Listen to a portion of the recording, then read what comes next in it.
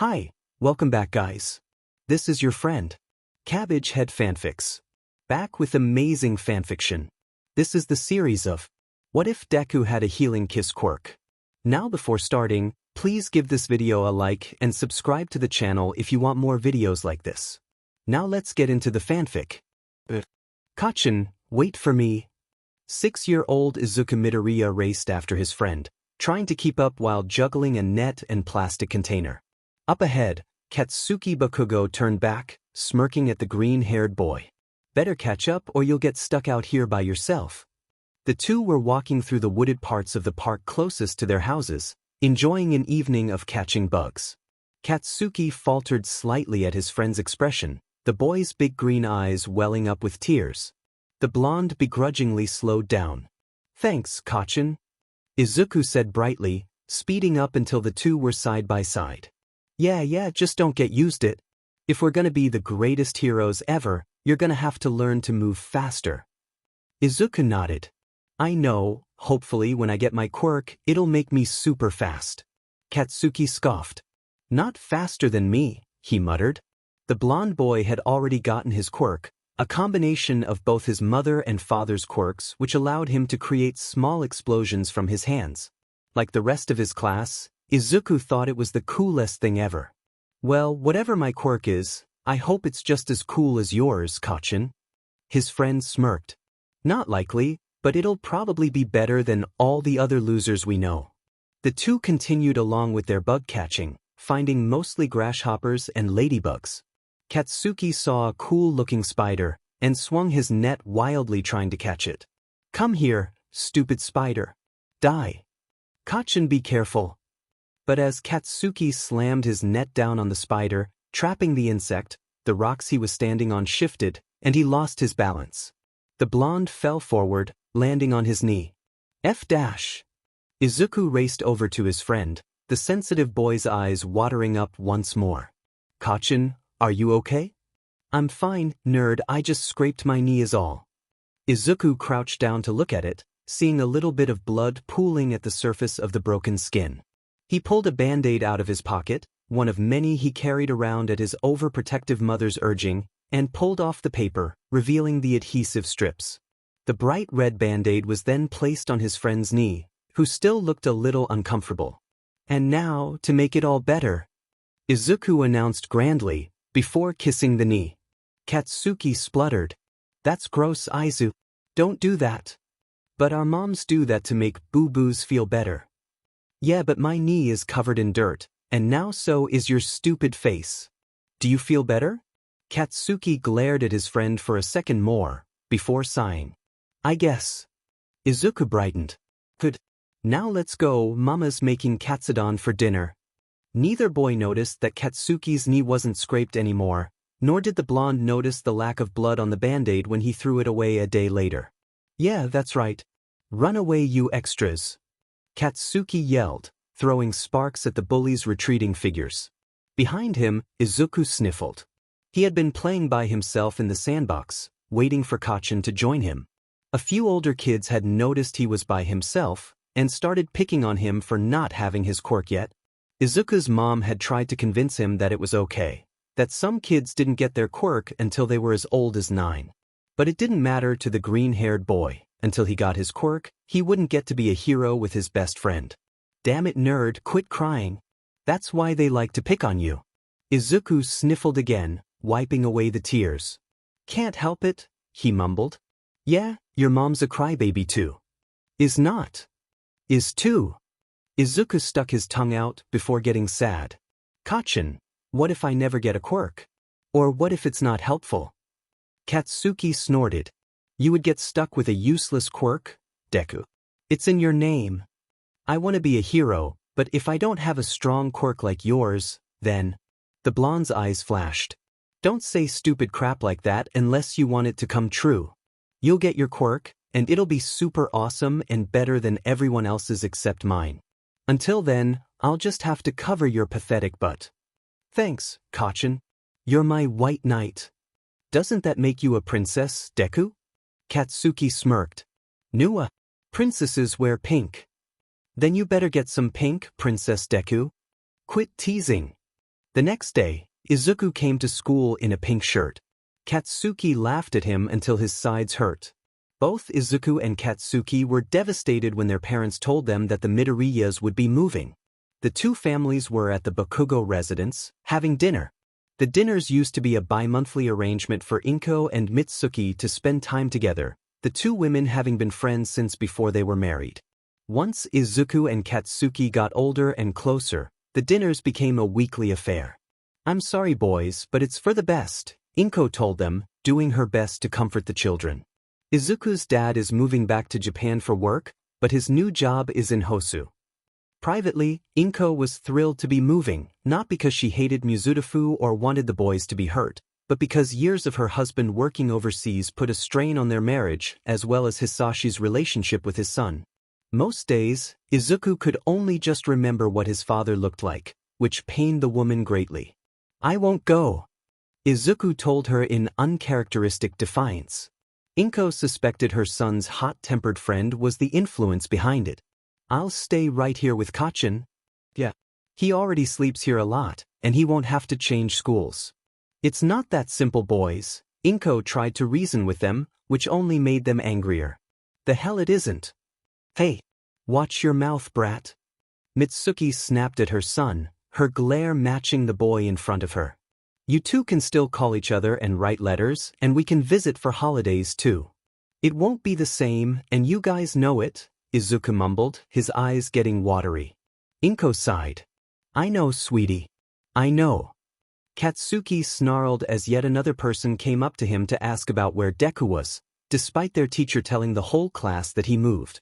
He vaguely recognized some of the kids as extras who would talk to Izuku when the blonde was in a relatively good mood, but the rest were just being nosy and didn't actually care about the green-haired boy. Moving day had been hard for both boys, who clung to each other as their parents loaded up the Midoriya's car.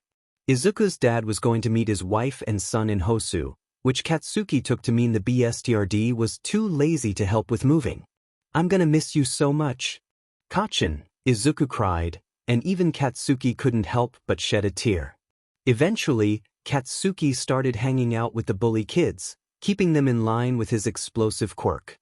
One day, as the group crossed a fallen tree that bridged a shallow stream, Katsuki stumbled and fell into the water below.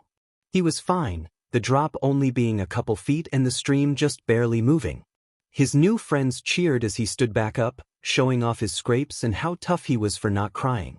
Despite this, he couldn't help but think how Deku would have rushed to him, eyes watery and concerned, and would have fished a band-aid out of his pocket and tried to kiss the boo-boos better. At his new school in Hosu, Izuku tried making new friends, but there weren't a whole lot of people interested. His teacher made him tell the class his name and his quirk when he first arrived, and, since he didn't know what his quirk was, most of the class thought he was weird. It wasn't until lunch, when a loud, hyperactive girl with pink hair and yellow eyes sat next to him that he found his first new friend. "Hi there. I'm Mei Hatsum." The girl introduced herself, her smile wide enough to show off her missing baby teeth. "You're Izuku, right? You moved here from Mizudafu?" "Why yeah, that's right," he replied nervously. "It's nice to meet you, Mei. I can tell we're gonna be great friends. I'll even show you some of my babies." "Babies?" The girl's smile turned sharp. "I make all kinds of stuff in the metal shop room. The teacher keeps an eye on me because he doesn't trust me with the saws or the drills, but still." As she grabbed him by the hand and dragged him to the metal shop classroom, lunches abandoned, Izuku looked at her. She was loud, brash and passionate, but she was no Kachin.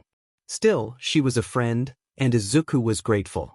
Keeping in touch proved difficult for the now 7-year-olds, as time and distance slowly pushed them apart. Neither had forgotten about each other, but juggling school, friends and activities made it difficult to schedule a phone call or remember to reply to a letter. Eventually, communication just stopped. Izuku was happy to get to spend time with his papa, the man now taking his family to movies, museums, amusement parks and more on most weekends. Now a united two-income family, the Midoriyas could afford nicer vacations, expensive school supplies for their son and higher-end gifts for one another. The playdates Izuku used to have so frequently with Katsuki now happened with Hatsum, the pink-haired girl getting him into just as much trouble as Kachin did. One day, As the two were playing at a nearby park, Hatsum fell out of a tree she was climbing, landing on the ground with a thud. "I'm okay," she told her friend, who was beginning to cry as he saw all of her scrapes and cuts. "Honest, I am." She was being brave for him, but Izuku could still tell she was in pain. "At least let me kiss it better." Kacchan didn't often let him do it, saying he was too tough to need his aois kissed, but Hatsum graciously accepted, tapping a clean spot on her cheek. As soon as his lips connected with her cheek, Hatsum felt 10 times better, her wounds disappearing before the children's eyes. "Holy cow," she breathed, eyes wide. "Izu, your Quirk. You fixed my boo-boos." And so, Izuku Midoriya found his Quirk. His doctor had wanted to put healing on his chart, but the Quirk specialist the clinic called in dismissed the idea. "It's possible healing is just one aspect of his Quirk," the specialist argued. "For now, we should leave the identification broad, in case it changes as he gets older." What the woman really meant was, she didn't want the boy's information to get him poached for having a useful Quirk, by either villains or heroes. With that, Izuku Midoriya's Quirk was identified as Kisses. He was thrilled. "So, you really want to join UA's hero course?" Izuku and Mei were sitting under a tree during lunch, the two junior high students absently eating while working. Izuku had his superhero analysis notebook in his lap. Mei had a new invention in hers. Izuku turned to her. "Of course I do.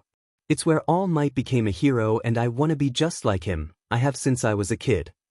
It was true, Izuku had been dreaming of being a hero ever since he first saw All Might on TV, the hero saving 12 people from a burning building, all at once. It was the coolest thing the boy had ever seen, and he wanted to be just like that. "I know, but can you even be a hero without some kind of super strong quirk?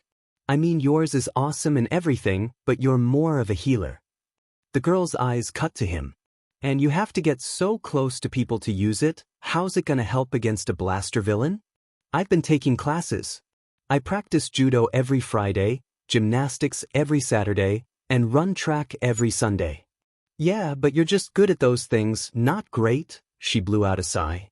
"I still think you should apply for the support courses with me." Izuku firmly shook his head. "I'm not as smart as you are. I mean, I'm smart, but I can't invent stuff. Anyway, I don't want to be a supporter, I want to be a hero." The practical portion of the UA entrance exam was tough. No, it was brutal. Izuku fought to catch his breath as the chaos unfolded around him. One close call of being crushed told him that the robots were immune to his quirk, so he found a broken pipe and was smacking one with it. It took him 12 swings to knock it down, and far too much time. He heard a cry behind him, and turned to see a tall boy with purple hair get knocked down. He rushed over. "Are you okay?" he asked as he scanned the boy for injuries. He sensed nothing more than some cuts and burgeoning bruises, so he pecked him quickly on the cheek, much to the other boy's alarm, and took off after the robot. Next, he spotted a girl with pink hair that reminded him a little too much of Hatsum laying on the ground, her leg twisted unnaturally. He did the same for her as he did the purple boy, the girl's leg snapping back into place. She fainted. "Huh, that's new," he thought to himself. He heard the buzzer sound, signaling the end of the test. He had only managed to take down one 2-point robot. "Don't worry, young man," a voice spoke next to him, startling him. "There's still hope." Izuku looked down to see none other than Recovery Girl, the healing hero. "I came out to help with the injured, but it looks like you beat me to it." "Yes, ma'am," he responded politely, bowing. "My quirk lets me heal people with it. Kiss." "I see. And how does that work, exactly?" "I don't know much. The specialist I met as a kid seems to think something about my kisses can regenerate tissue." He turned to the still unconscious girl. "I've never had someone faint before. Most people feel fine, or a little loopy at worst when I use my quirk." "Fascinating." The woman had a thoughtful look on her face before giving him a sweet smile. "Never mind that now, dear. Go take a rest, and try not to get discouraged. You may not have gotten the highest score, but you're a hero if I've ever seen one." The following week was torture for Izuku, the waiting for his results driving both himself and his family nuts. "Izuku, honey, please just sit down," his mother said wearily. Pacing in front of the door won't make the mail come any faster. Logically he knew that, but he needed the movement to keep his mind from going into overdrive. When the mail did finally arrive, his letter from UA with it, he tore the envelope in half, a small projector falling out of it. "Hello, young Midoriya." A heroic voice boomed out as a projection of All Might appeared. "I must commend you on your determination and bravery as you competed in this year's entrance exams. As I'm sure you know, only up to 40 people are selected to join the UA Hero course, and we are very discerning." As the recorded message played, Izuku's eyes got bigger and bigger. Surely all of the praise meant, "Unfortunately, with your combined hero and rescue points, plus your written exam, you were 1 point away from the requirement. We look forward to having you in general studies. As always, go plus ultra." The message ended, and Izuku's heart sank. 1 point. He was 1 point away. He started to cry. Moving into the school's dorms was a bittersweet moment for Izuku. On the one hand, he was excited to be at All Might's alma mater, the school he'd been dreaming of for 2 whole years. On the other, he was heartbroken to not be moving into the 1A or 1B dorms with the Hero Course kids. He looked wistfully as he and his parents passed the 1A dorms, and wondered if either of the people he helped got in. The 1C dorms were spacious and everyone polite, which only further dampened Izuku's mood. He couldn't even enjoy the kindness of the people around him, and, with Hatsum in the 1D support dorms, he was completely alone. He found his room easily enough, and said goodbye to his parents after the boxes were put away. Once back downstairs, he bumped into a familiar face. "Oh hey, I know you. You were in the same test group as me," Izuku recognized, taking in the tall boy's dark circles and messy hair. "Oh yeah, weren't you the kid who kissed me?" the boy asked, eyeing him critically. Izuku flushed. Sorry about that. My quirk only activates if my lips come into contact with another person's skin," he said sheepishly, rubbing the back of his neck. "I see. Anyways, I'm Izuku Midoriya. Pleasure to meet you. Hitoshi Shinso. I'm not interested in making friends." Shinso then departed, leaving a confused Izuku standing in the hall. General Studies bored Izuku to tears. His teacher present Mike tried to keep his lessons interesting, as did Cementos, but it was in vain. Most of the other students whispered to each other, trading texts and giggles behind their teachers' backs. Shinso kept his head down and ignored his classmates, and Izuku paid as much attention as he could each class, before giving up and working on his hero analyses. It wasn't until the end of his first month at UA that things got interesting. Hatsum had hurt herself in the support lab, her teacher Power Loader chastising her for being so reckless. Izuku knew from past experience that trying to get his pink-haired friend to see reason was a losing battle. "Next time at least injure yourself during math," he teased, kissing his friend on the cheek. At once, her burns, cuts and sprained ankle disappeared, leaving the girl disoriented. "Felt different thighs time," she slurred, swaying back and forth. "Oh no," Izuku mumbled, remembering the girl from the entrance exams. "We better get you to the infirmary." He pulled the girl to his side, slinging her arm over his shoulder as he guided her to the infirmary. There, the two were met by Recovery Girl, a polite smile on her face. "Oh ho! I was wondering when I'd see you again, dear." The elderly woman watched as the boy helped his friend onto one of the infirmary cots. "I'm guessing this is your Quirk's doing?" Izuku nodded, feeling guilty. "Hatsum's gotten the most kisses from me out of anyone because she's so accident-prone, but she's never been affected like this before." At the nurse's prompting, Izuku explained everything he could, not just about the instance with Hatsum, but every time he could remember using his quirk. When he was done, the nurse regarded him thoughtfully. "I think I know what's happening," she finally said. "You do." "Yes. You see, my power is similar to yours in that I can heal with a hug, but I simply accelerate what the body does naturally, which can leave my patients feeling drained, and if the injury is too severe, the toll my healing would take on their bodies could kill them." Izuku gulped, his vision blurring slightly as his breaths became shallow. "You mean, I might have killed Hatsum?" Recovery Girl didn't laugh, but it was a near thing. "No, dear boy, I don't think your quirk works that way. When I heal someone, There's almost always a scar or mark left behind. It's just how the body works. In all 3 cases I've seen of your power, there is no mark. In fact, there's no trace of damage on your friend at all. I don't think you're speeding up their healing, I think you're undoing the damage. Undoing the damage, Izuku frowned. He tried his best to understand his quirk growing up, but the parameters needed to study it weren't easy to come by. Having a lineup of injured people would be difficult in any setting other than a hospital or relief shelter, neither of which would want a kid with no control of his quirk there. If what Recovery Girl was theorizing was correct, then that would mean his quirk was more efficient than hers, and less dangerous for the patient. Regenerating damaged tissue, returning it to its original state, that would certainly be something, the nurse hummed. As for the fainting and the sluggishness, I have an idea about that too.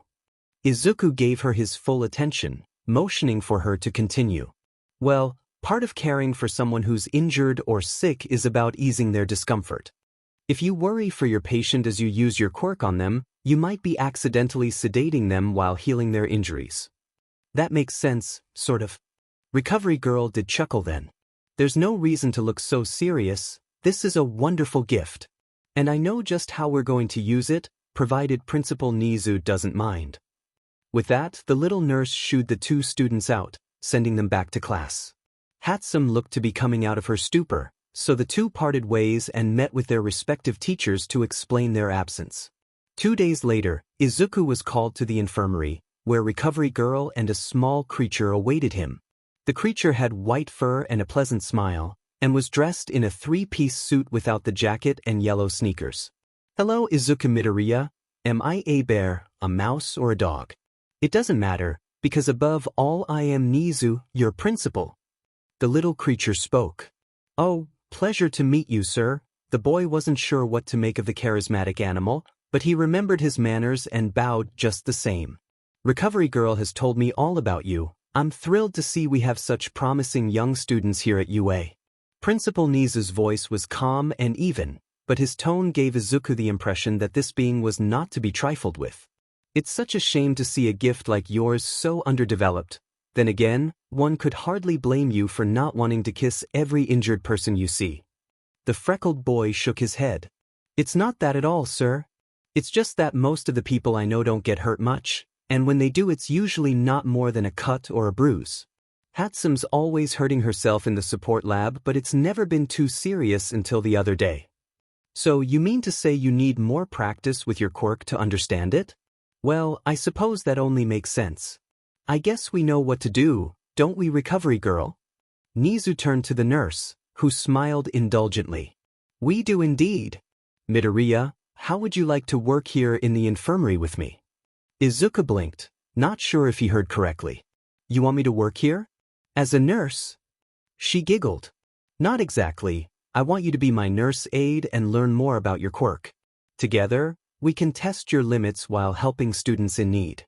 There's always an endless stream of hero students coming in with injuries, so you won't be short on patients very often. I've already given you clearance to use your quirk to assist Recovery Girl here in the infirmary, but you still won't be able to use it off campus, I'm afraid. And who knows, if all goes well you may be able to do a work-study here as well. So, what say you, dear? Izuku felt his eyes begin to tear up, his hands trembling at his sides. Of course I'll do it. Helping people is my biggest goal in life. Nizu gave another peaceful smile. Splendid. You'll start today. We'll have you work mostly in the afternoons, so I'm afraid you'll have to drop one of your electives, and you may work during lunch as well if you wish. Got it? Don't worry, sir, ma'am. I won't let you down. Working in the infirmary was a surreal experience for Izuku. It almost made him feel like a real nurse. He was given a lab coat, which was a bit too large on him, as well as a stethoscope, though when he told Recovery Girl his senses would tell him what he needed to know, she just laughed. You'll want to look the part, dear. It will help make the other students feel at ease. Recovery Girl wasn't lying when she mentioned just how accident-prone the hero students were. At least 4 times during his shifts he would have to care for an upperclassman who'd managed to burn, sever, crush, or break something. No one seemed to mind his kisses, and in fact many of his patients looked far happier leaving than they did arriving. It made the boy's heart swell to see how much they trusted him. One particular repeat patient was third-year Mirio Togata of UA's Big Three. The smiling blonde was littered with scars from previous injuries, as well as fresh cuts and bruises each day.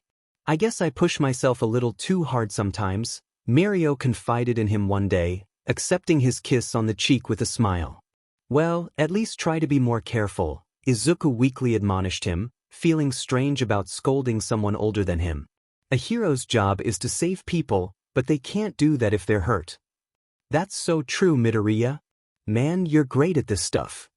Mirio was becoming one of Izuku's favorite patients, and his continued approbation of the freckled boy's abilities and advice was making Izuku just a little bit bossy. But what was at first a light-hearted nurse's aide job quickly became a very serious, sobering reality of hero work the day Eraserhead was rushed in, beaten, bloody, and dying. It had been a normal day for Izuku at first, going to his morning classes, eating lunch with Hatsum in the infirmary, and tending to the bumps and bruises of the hero students, until the school's alarm sounded. The entire school was placed on lockdown as teachers rushed to the USJ off campus, Recovery Girl out like a shot as soon as she was called. Izuku waited nervously for her to return, the nurse bringing the principal, All Might, and a very damaged body with her. Izuku began to feel nauseous as he sensed the many injuries the man had sustained. Fractures in the zygomatic bone, broken ribs, internal bleeding, damage to the right elbow, retinal damage, tearing of the optic nerve, trauma to the frontal lobe, pierced left lung. Izuku began muttering to himself, feeling faint. He watched with horror as Recovery Girl did what she could, cleaning and bandaging the unconscious man, his breaths shallow. When another body was brought in, wearing a clunky spacesuit, Izuku moved out of the way so the heroes had room to work. Put 13 over there, Recovery Girl ordered, All Might obeying her swiftly. What happened? Izuku asked meekly. There was a break-in at the USJ, All Might informed him. The League of Villains held Class 1A hostage, and crippled the teachers there. They were looking for me. The man began to tremble, and Izuku was suddenly aware that the hero before him was still just a man who looked beside himself. Damn it! If I had just been there, or gotten there faster. It's not your fault, Izuku tried, tentatively reaching a hand out.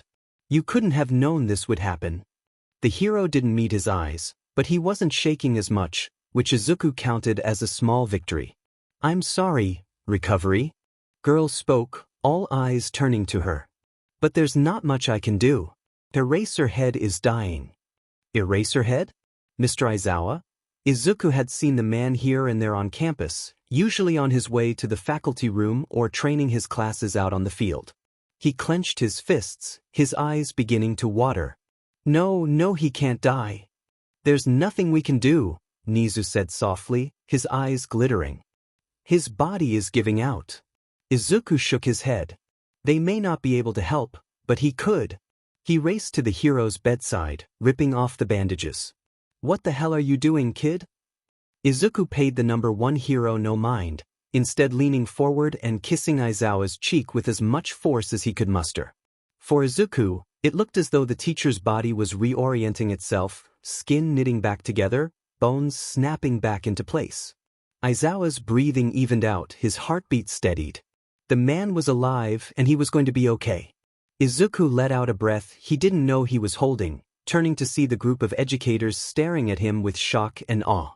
It's a miracle, the hero known as Midnight said softly, the others nodding in agreement. No, Nizu said, smiling once more. Not a miracle, a hero. When all was said and done, Aizawa was left with only a small scar under his right eye. 13 had sustained very little injury in the attack, their suit taking the brunt of the damage. For them, Izuku and Recovery Girl cleaned the surface wounds and bandaged them, one of the nurse's famous hugs doing the rest. I don't know if you've grasped the gravity of this situation, Recovery Girl said as she pulled Izuku to the side, their patients now resting comfortably in their cots. But a man came in here on the very brink of death and, thanks to you, all he has to show for it is a small scar. Just the one. No scar tissue anywhere else, no signs of trauma, not even a scab. And here you stand, looking fit as a fiddle. I've never seen anything like this, Midoriya, never. Principal Nizu was similarly impressed. I've had my eye on you for a while now, Midoriya, and you haven't stopped surprising me yet. I think it's safe to say we here at UA should expect great things from you. Meeting All Might was exciting in of itself, but getting a bone-crushing hug from the man was the cherry on top. You saved my friend, young Midoriya. You went plus ultra. But for Izuku, the most rewarding part of the day came when Aizawa opened his eyes and gave him a smile, the man's messy black hair pushed away from his face. I heard I have you to thank for keeping me alive, he said, Izuku guessing the nurse or principal had let it slip earlier. Izuku flushed. I couldn't just do nothing, I had to try to save you. I'm grateful. What's your name? Izuku Midoriya. Izuku Midoriya, thank you. Hatsum couldn't have been prouder of her friend, the two celebrating Aizawa's health in the freckled boys' dorm with sodas and snack cakes. I guess you were right, Aizu, you are a hero. He grinned at her. Thanks, Mei, that means a lot coming from you. Days later, Izuku was called into the infirmary again to meet with Principal Nizu and Recovery Girl. I'm sure you're quite tired of hearing this, the principal began, but what you did here was nothing short of heroic. You have my sincerest thanks. Izuku smiled. I did my best, sir. Unfortunately, your actions have brought up a rather sensitive issue we must discuss. Having you assist Recovery Girl with your quirk in regards to students of or near your own age is one thing. However, we cannot allow you to work with adults anymore. The freckled boy balked. What do you mean? It's an issue with optics, I'm afraid, as well as ethics. Your quirk requires you to place your lips upon the skin of another, and when that other is, for example, an adult man in a position of authority over you, those lines of ethics and morality become blurred. Simply put, it is completely inappropriate to have an underage student kissing any of the staff, regardless of the circumstances. But if I hadn't, Mr. Aizawa would have died. Izuku exclaimed. He couldn't believe what he was hearing. He knew perhaps he shouldn't have done what he did, but someone's life was on the line. That's very true. Hopefully, there won't be another situation like that here again. For now, we must implement this policy. There may be some wiggle room in the future, but until then, please follow the rules. Izuku wanted to argue, but he knew his principal was right. Yes, sir, I understand. Good. Now then, on to much happier business. I've consulted with your teachers and have arranged for you to do a full week's internship here with Recovery Girl. I want you to learn as much as you possibly can about your quirk, and I can think of no better way to do it.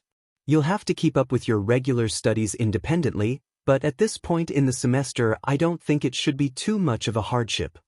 Izuku's grin returned, his eyes shining. Thank you so much, sir. I promise, I'll be the best intern ever. Of that I have no doubt, Midoriya. Izuku's internship couldn't have come at a better time. After the attack on the USJ, the hero courses increased the amount of training the students were getting, which led to many more injuries than normal. Mirio was in and out of the infirmary with his usual level of frequency, occasionally bringing his friend Amajiki in for healing as well. Midoriya here is the real deal. The blonde told his quiet friend one day, Izuku planting kisses on both boys' cheeks. He was the one who saved Mr. Aizawa, but don't tell anyone.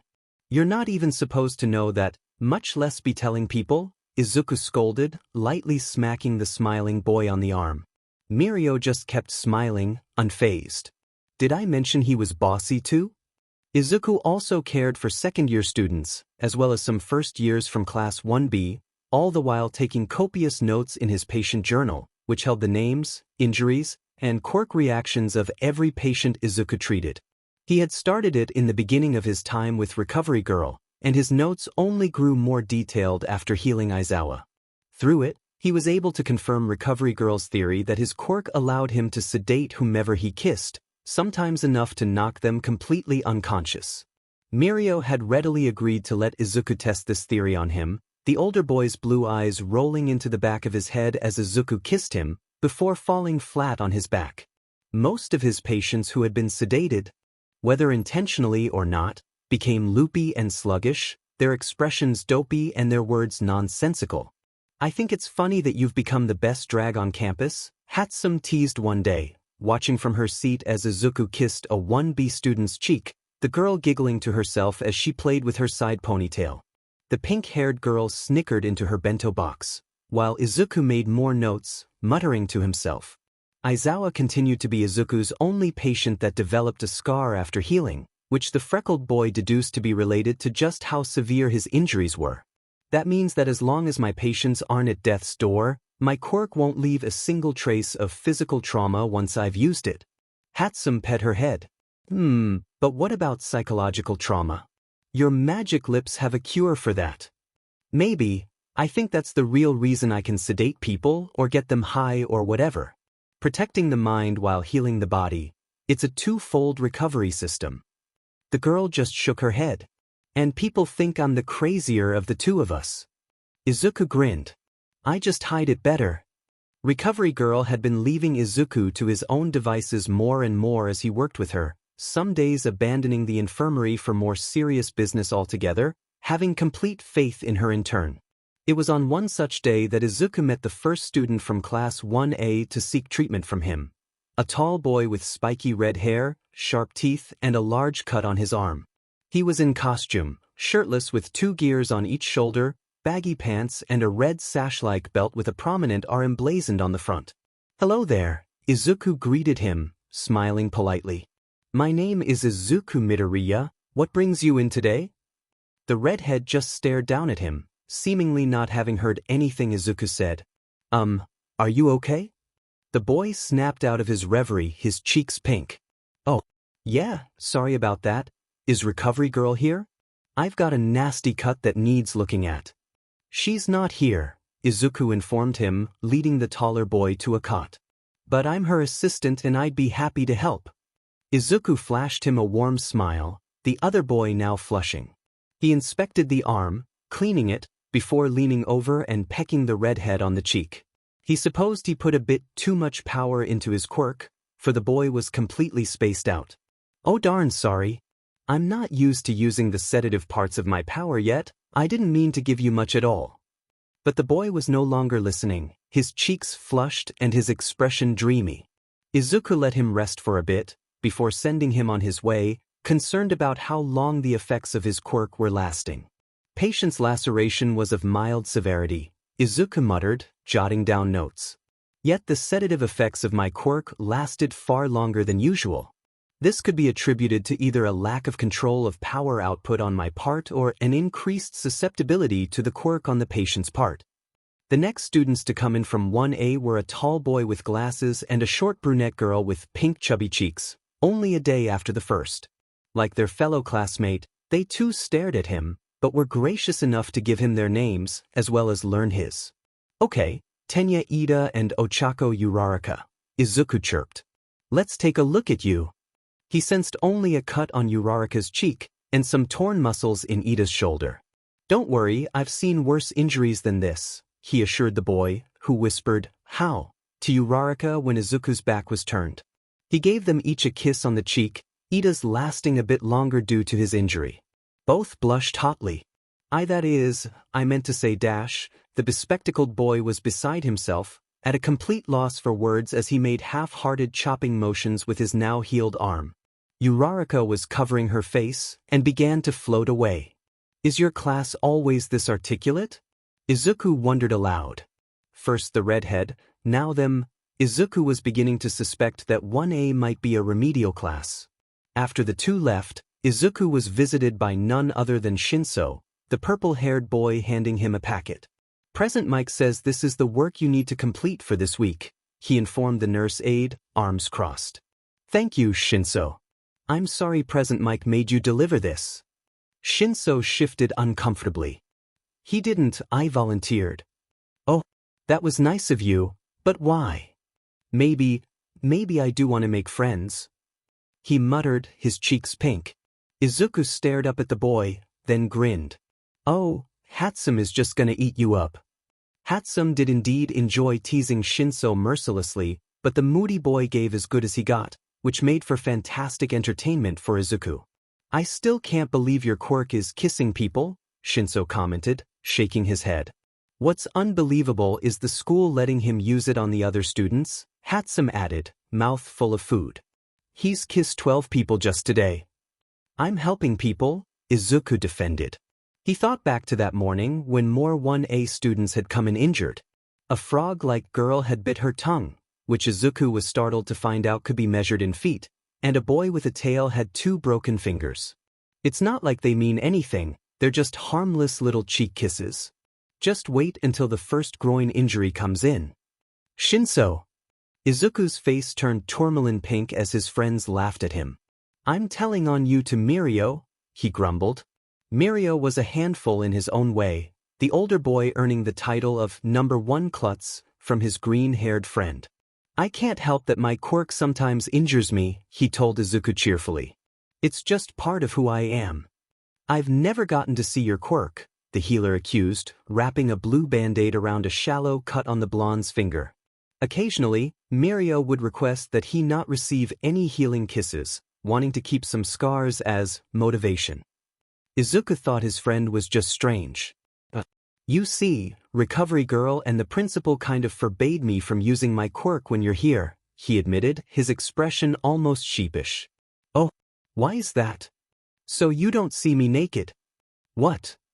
Shoto Todoroki was silent as he and his classmate, Momo Yaoyorozu, walked to the infirmary together. The two had been in basic training with the rest of 1A and their teacher All Might, running a terrorist drill with he and Yaoyorozu as the villains. They faced off against the team of Bakugo the Hot Head and Kaminari the Empty Head, and had lost when one of Bakugo's explosions dropped the ceiling on them. Their training had become more intense after the attack on the USJ, with hero training now taking place 2 to 3 times a day. They had all been shaken by the attack and were afraid for Mr. Aizawa's life when the heroes had carried his mangled body away. They had all been astounded when the man came to class the very next day, a small scar on his face the only proof he was ever injured. Despite the miraculous recovery, Aizawa was adamant his students pushed themselves in training, no longer holding back. Shoto was used to harsh training, thinking back to his cruel father and horrible childhood. He was trying to overcome his issues and even make some friends, but it was difficult. He still only spoke when spoken to, and the friendliest thing he'd done thus far was let Ishido borrow a pencil. As they neared the infirmary door, Yaoyorozu paused. Thank you for helping me, she said quietly. One of the things Shoto liked about the girl, aside from her intellect and capabilities on the field, was that she seemed to be just as shy as he was, which made him feel just a bit better about himself. He tried to smile, but his expression remained neutral. You're welcome. As the two entered, Shoto's eyes were immediately drawn to the green-haired boy in the lab coat, his cheeks pink as an older boy said something to him. He turned as the two came closer. Oh, hello. My name is Izuku Midoriya, how can I help you? Shoto counted roughly 6 or 7 freckles on the boy's nose, as well as a few on each cheek. His green curls looked soft and fluffy, and his eyes were a perfect green, not too blue, not too yellow. Yaoyorozu elbowed him gently for staring, before addressing the healer. We were injured during training. My name is Momo Yaoyorozu, and this is Dash. Shoto Todoroki. Shoto introduced himself, bowing slightly. It's an honor to meet you. Izuku held back a laugh. Nice to meet you both. His eyes began scanning the two, his senses picking up their injuries. I'm seeing mostly cuts and some bruising. Yaoyorozu, you have a sprain in your ankle. He moved away from the older boy, ushering the 2 new students to sit on the infirmary cots. Don't worry, you'll be good as new in no time. He told them brightly. He leaned forward, kissing both students on the cheek. Next to him, Shoto saw Yaoyorozu blush, her eyes unfocused, but all the dual-toned boy could focus on was his quickly fading injuries and the sweet-faced boy who fixed them. You, he breathed out, realizing the obvious. You were the one to heal Mr. Aizawa, weren't you? Izuku looked at him, wide-eyed. Oh, then you must be 1A students. I'm sorry about what happened at the USJ, that must have been terrifying. Shoto shrugged, wanting to look tough for the cute nurse. He spared a glance to Yaoyorozu, eyes widening as he noticed the girl was now unconscious. What Dash? Oh yeah, sometimes if a patient's injuries are bad enough, I can sedate them while they heal. I'm still figuring it out though. Shoto's visible wounds were now completely gone, and he stared at his arms in amazement. Izuku brightened. You're free to go back to class, but your friend will need some time to sleep off my quirk. Also, I'd really appreciate it if you don't tell anyone about what I did for Mr. Aizawa. Technically speaking, I'm not allowed to use my quirk on adults. Shoto nodded. I understand. As he walked out, Shoto spared a glance back to the other boy. The sunlight coming in from the window hit Izuku's curls, making them glow an ethereal green. Shoto gulped as he realized he didn't ever want to look away from the sight, nearly slamming into the infirmary door. Shoto saw the older student snickering at him and blushed. Busted. Izuku stifled a yawn as he turned a page in the heavy book in front of him. He had been reading through one of Recovery Girl's many books on medicine, wondering if perhaps knowing more about the body and how to treat it would give him better control over his quirk. Izuku had spent most of the morning learning what the hero could teach him about anatomy and physiology, his head swimming with information. I should also look into pharmacology, to see if my sedative ability can be altered to work like other drags, he thought to himself, pulling out his notebook and scribbling down the idea. He heard the infirmary door open, pulling him out of his musings. Be right there, he called out, placing the books down before stepping out of the office. As he passed the privacy screens, he saw 4 hero students in their costumes, one in particular causing the green-eyed boy's greeting to die on his tongue. Kachin. Standing before him was his old childhood friend, now older and taller, but undoubtedly him. His expression showed he was just as surprised, his red eyes flitting over the nurse aide. What the hell are you doing here? Izuku had to stifle a laugh, because of course his old friend would still be crass and abrasive. I go to school here too. I went in for the hero course but didn't get in, but luckily I applied for general studies. He couldn't help the excessive talking, or the way his eyes watered just a bit. After nearly 10 years, he was finally seeing Kachin again. He led the group further into the infirmary, away from the door, before checking their injuries. Mirio had a bad habit of hanging around the door as well, and had been smacked with it by a student rushing in more times than the freckled boy could count. The girl with the strange earlobes didn't have any injuries, and the pink-skinned girl only had a scrape. The blonde boy had the most injuries, and Kachin only had a small cut. Izuku swooped in before Kachin could give him the tough guy speech, which the healer was sure was coming, and pecked him on the cheek, smiling proudly as the wound disappeared. He then did the same for the others, learning their names. Jairu, Kaminari, and Ashido, he repeated, scribbling the names down in his patient notebook. It's so nice to meet you guys. You know, I've had quite a few 1A students in here recently. Next to him, the girl named Jairu snorted. What a coincidence, she muttered to Ashido, who giggled. As he sent them back to class, eyes trained on the spiky-haired blonde, Izuku felt a strange warmth in his stomach. He remembered days spent catching bugs in the park, playing superhero during recess and building castles in the sandbox. His heart ached at the nostalgia.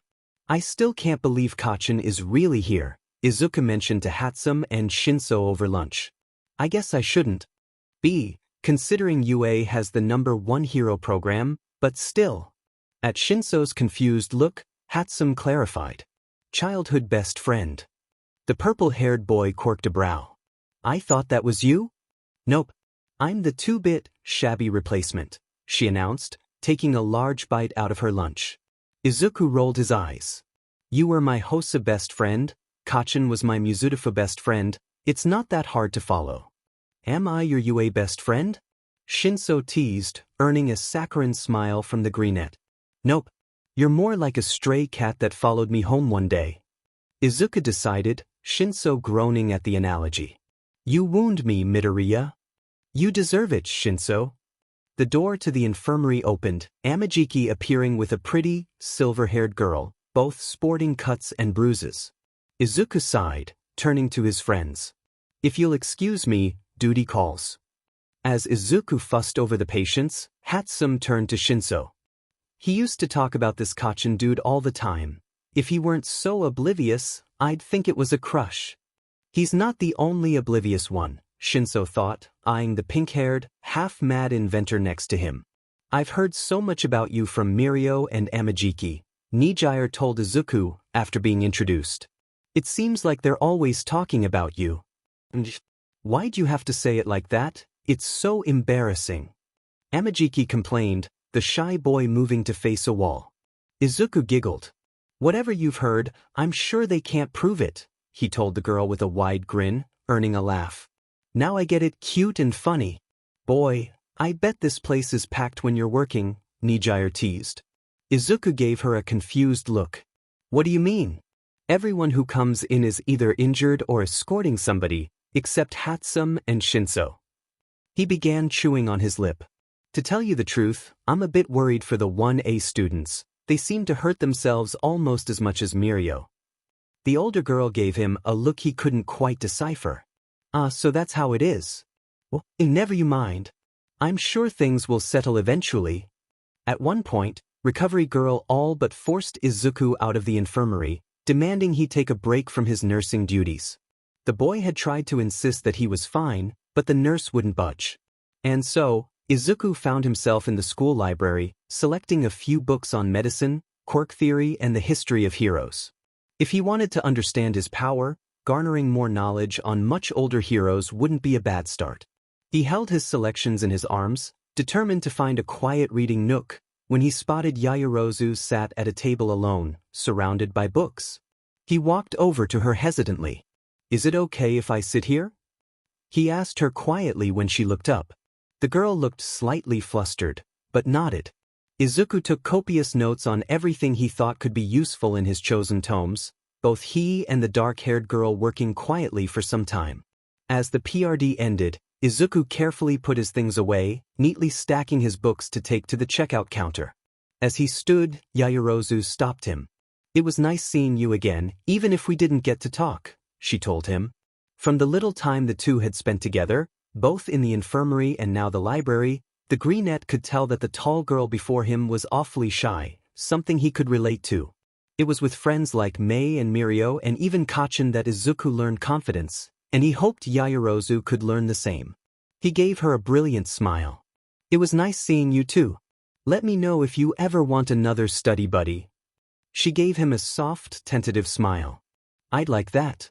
Izuku mostly spent the rest of his internship week helping the 1A students, who seemed to constantly be getting hurt in their training. Kaminari, Ashido and Kirishima came in the most, sometimes with one of the others escorting them. Yorozu, Ida and Uraraka usually took this task, although sometimes they would come in just to say hi to the freckled boy. Todoroki also came in with alarming frequency, the boy's right side covered in frostbite. I thought you told me you could control both ice and fire, Izuku mentioned with a slight frown one day, kissing the boy's left cheek to avoid touching the ice. You should be able to regulate your body temperature that way. I don't like my fire side, Todoroki mumbled, his eyes cast downward.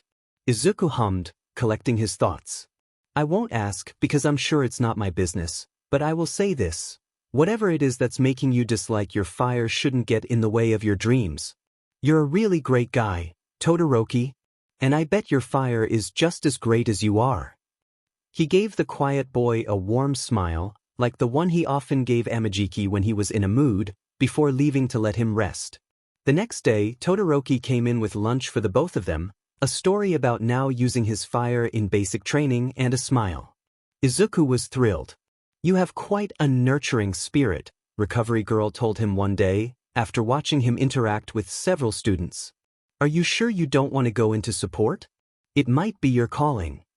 Izuku shook his head. All my life, all I ever wanted was to be a hero. I spent so many years before my quirk manifested thinking I'd never get to have that dream, and it crushed me. I know I don't have the most flashy or powerful quirk, but I know that I can make a real difference if I get the chance. The nurse gave him a big smile, as if she was waiting to hear that. Well, I guess there's no changing your mind, is there? Izuku was excited to see Katsuki the next time he came in, the boy sporting some bloody knuckles. As he cleaned and healed the wound, Izuku looked at his friend. He was much larger than Izuku would have guessed, although he suspected the near-excessive training was the cause of it. His face had the same sharpness Izuku remembered his friend's mom having, though his nose turned out more like his dad's. It's been so nice meeting your friends, Kachin, Izuku told him after kissing the other boy's hand. It almost makes me feel like I'm part of the class. Deep down, Izuku was envious of the 1A students, who had gotten their shot at being heroes the first try. There were still options for him, both he and Shinso mapping out every possible avenue to still get to be licensed heroes, but it would be an even bigger uphill battle than the entrance exams proved to be. Next to him, Katsuki scoffed. How come you didn't get in anyways? Did you cry through the whole exam? Izuku glared, not because of what his friend was saying, but because he did get a little teary-eyed towards the end of the exam. No, I just wasn't strong enough, I guess.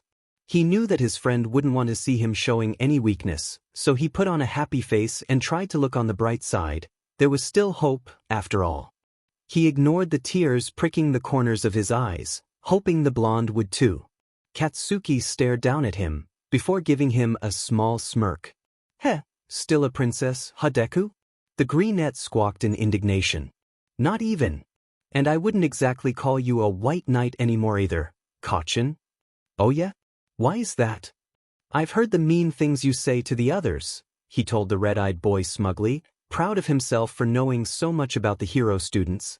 I also know that Kirishima calls you his Bakubro, which is just adorable. Katsuki growled, but there was no heat behind it. Who you callin' adorable nerd? He leaned down into Izuku's face, the healer unfazed. He pinched the blonde's nose, grinning victoriously as his friend balked. If was that Deku? Izuku couldn't help but giggle, about to retort when the infirmary door opened, revealing Mirio. Hi there. Hope I'm not interrupting. Of course not, Izuku told him, not catching what Katsuki was grumbling about as the hot head stomped out, shoulder-checking Mirio as he did. Mirio just smiled like always, moving to his usual cot. What's his deal? Izuku shrugged. No clue. The next time Izuku saw Mr. Aizawa walking down the hall, he did a complete 180 turn and raced after him. Mr. Aizawa, he called out, catching the man's attention. Midoriya, how can I help you? As Izuku paused to catch his breath, he looked up at the man whose life he had saved. The teacher looked healthy, his skin a normal color and his hair holding some shine. He looked tired, but the man always did from what the boy could tell. As he scanned him, Izuku found no new injuries or any residual physical trauma, aside from the scar under his eye. How are you feeling, sir? Any side effects from what happened? The tall man shook his head, his black curls bouncing in a way that Izuku thought was much too cute for someone who was essentially a back-alley hero. Not even a little. Took me a day to shake that sedative recovery girl warned me about, but otherwise nothing. Oh good, Izuku sighed. The greenette began to feel a little awkward as silence filled the hall, the teacher giving him a thoughtful look. I did some research on you after you helped me in the infirmary. Oh.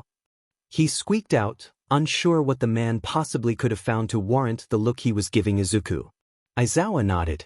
I looked at your file. Your quirk is listed as kisses, is that right?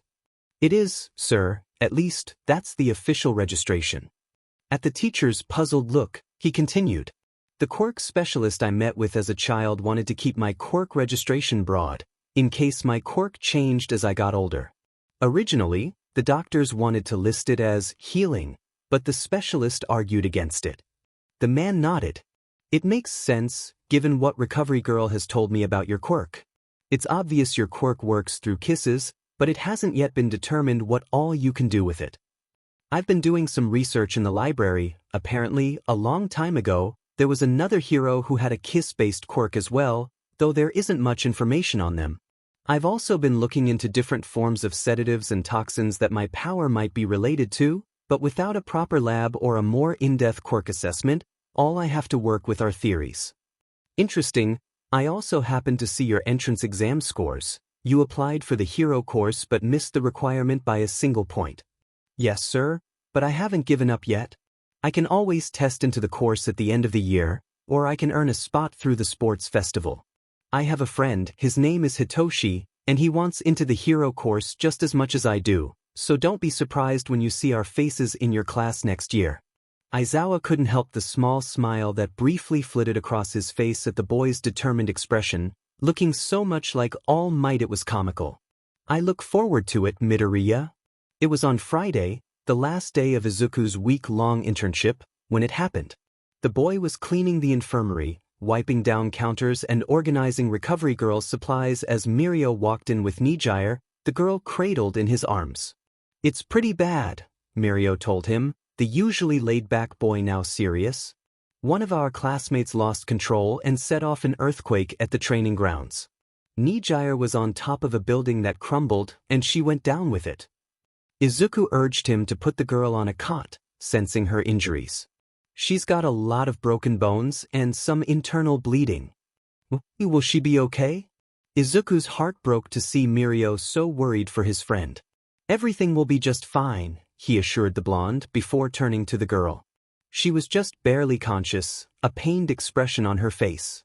He leaned in, giving the girl 2 quick kisses in succession, gauging the effects. Just like with Aizawa, her bones snapped back into place as she fell unconscious, her features smoothing out as the sedative took hold.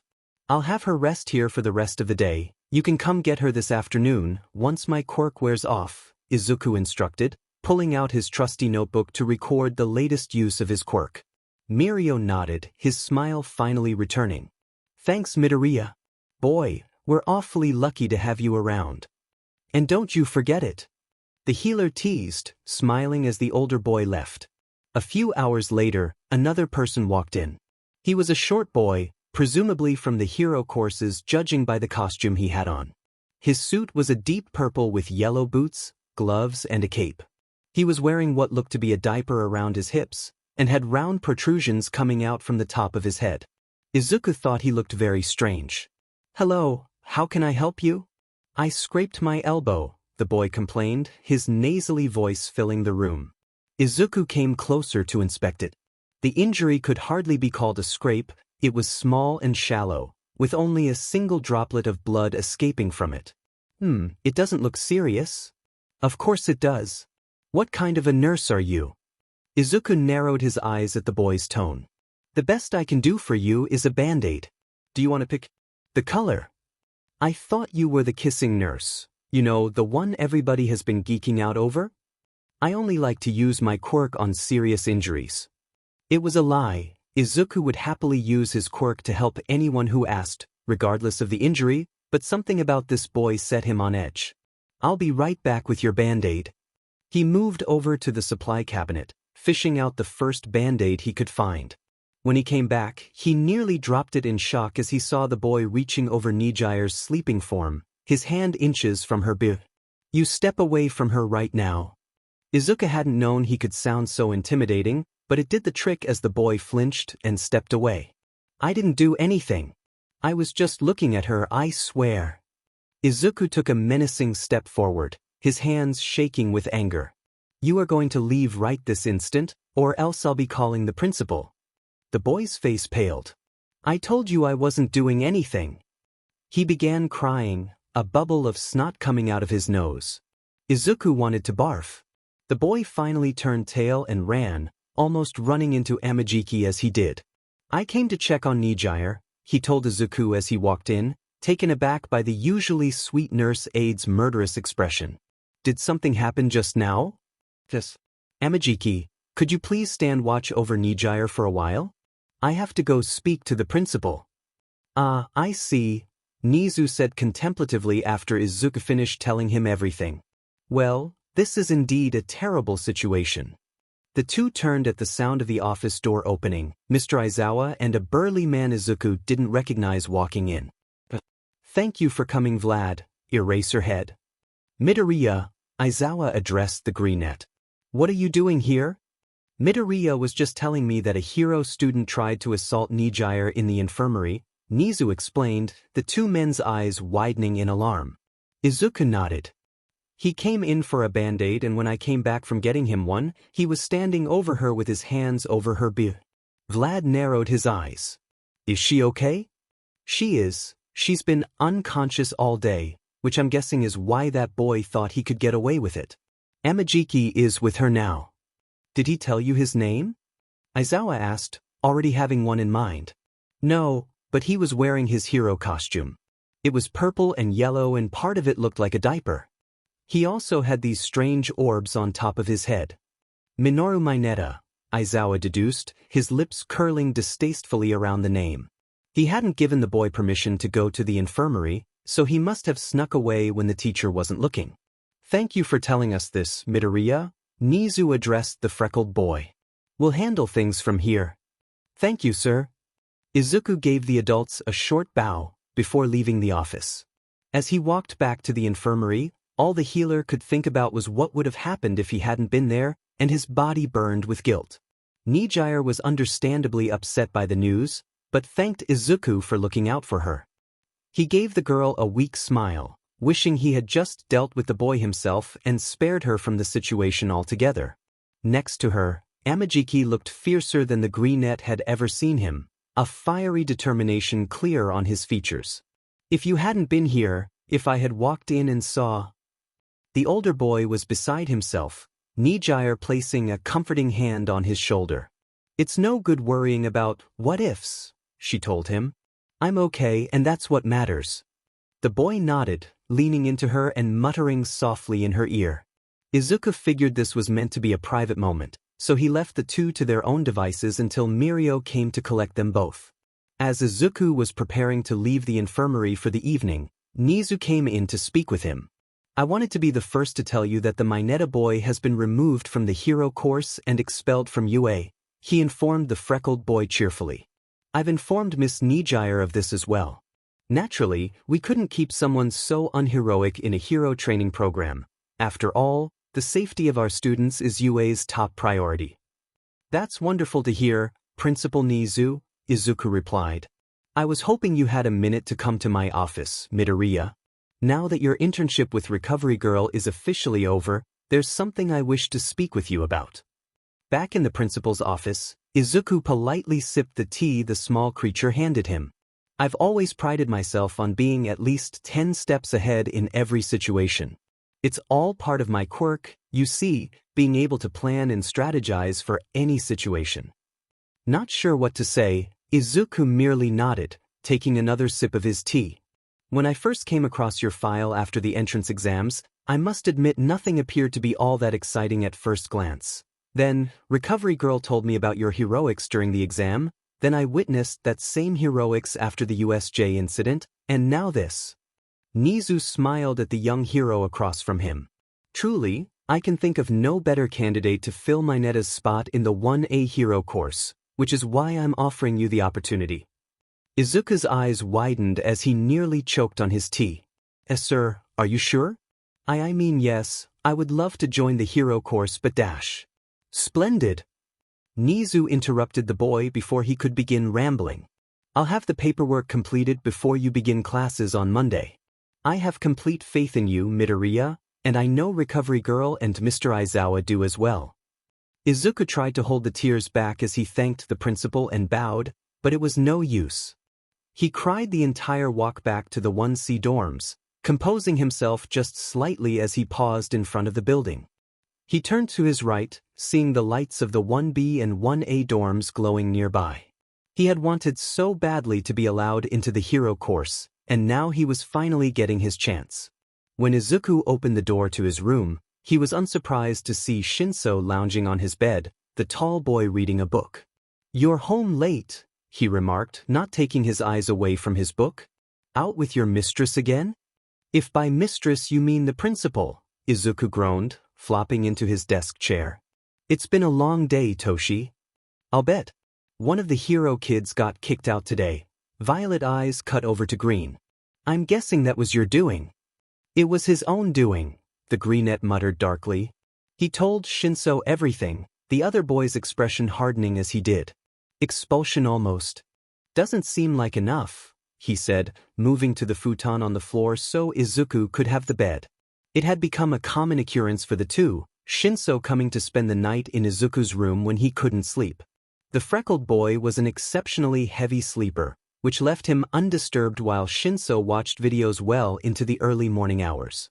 It was rare that the purple-haired boy let Izuku sedate him, but he'd happily accept his company even if the other was sound asleep for it. Principal Nizu gave me Mineta's spot in the class. Izuku told his friend quietly. Shinso sighed. I'm not surprised. Nizu's been fond of you since the thing with Aizawa. At Izuku's shocked expression, he continued.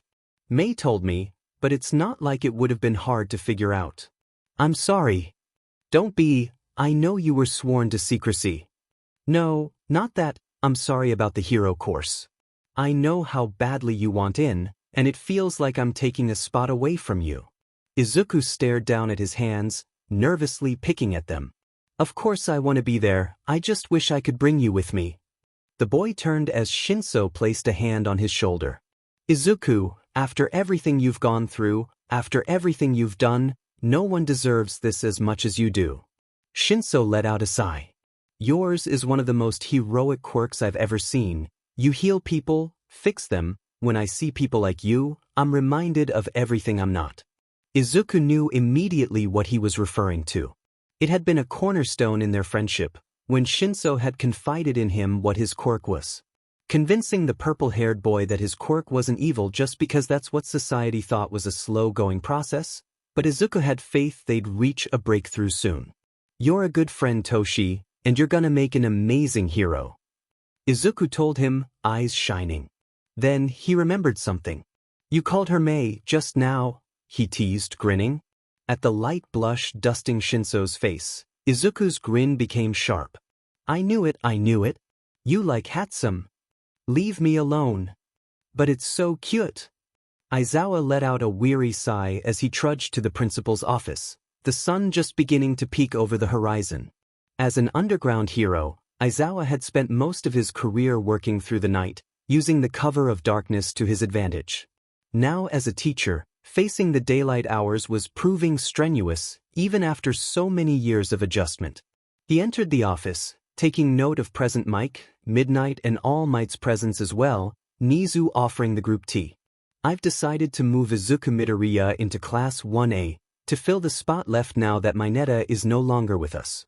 The principal announced cheerfully. His choice of words, joyful tone and history of sadistic behavior led the teachers to believe it best not to inquire too deeply about what became of the expelled student. Aizawa hummed. I had a feeling you'd be moving him into my class sooner or later, even before the business with Mineta, we had an open spot. Precisely, though I dare say still having that initial spot open will make the upcoming sports festival that much more interesting. I'm gonna miss having the little listener in my homeroom, but I trust your judgment, Nizu. Oh! Cried present Mike, Aizawa shooting him an irritated look. I'm happy for Midoriya, but is there any reason all of us are here? Midnight asked, the woman adjusting her long hair as she spoke. There is. You see, Midoriya is still learning what his quirk can do, and needs as much training as he can get. Unfortunately, given how rigorous the hero course can be, he won't be able to work in the infirmary any longer. As such, I would like both you and All Might to help the boy develop his quirk. Next to Midnight, the #1 hero tensed.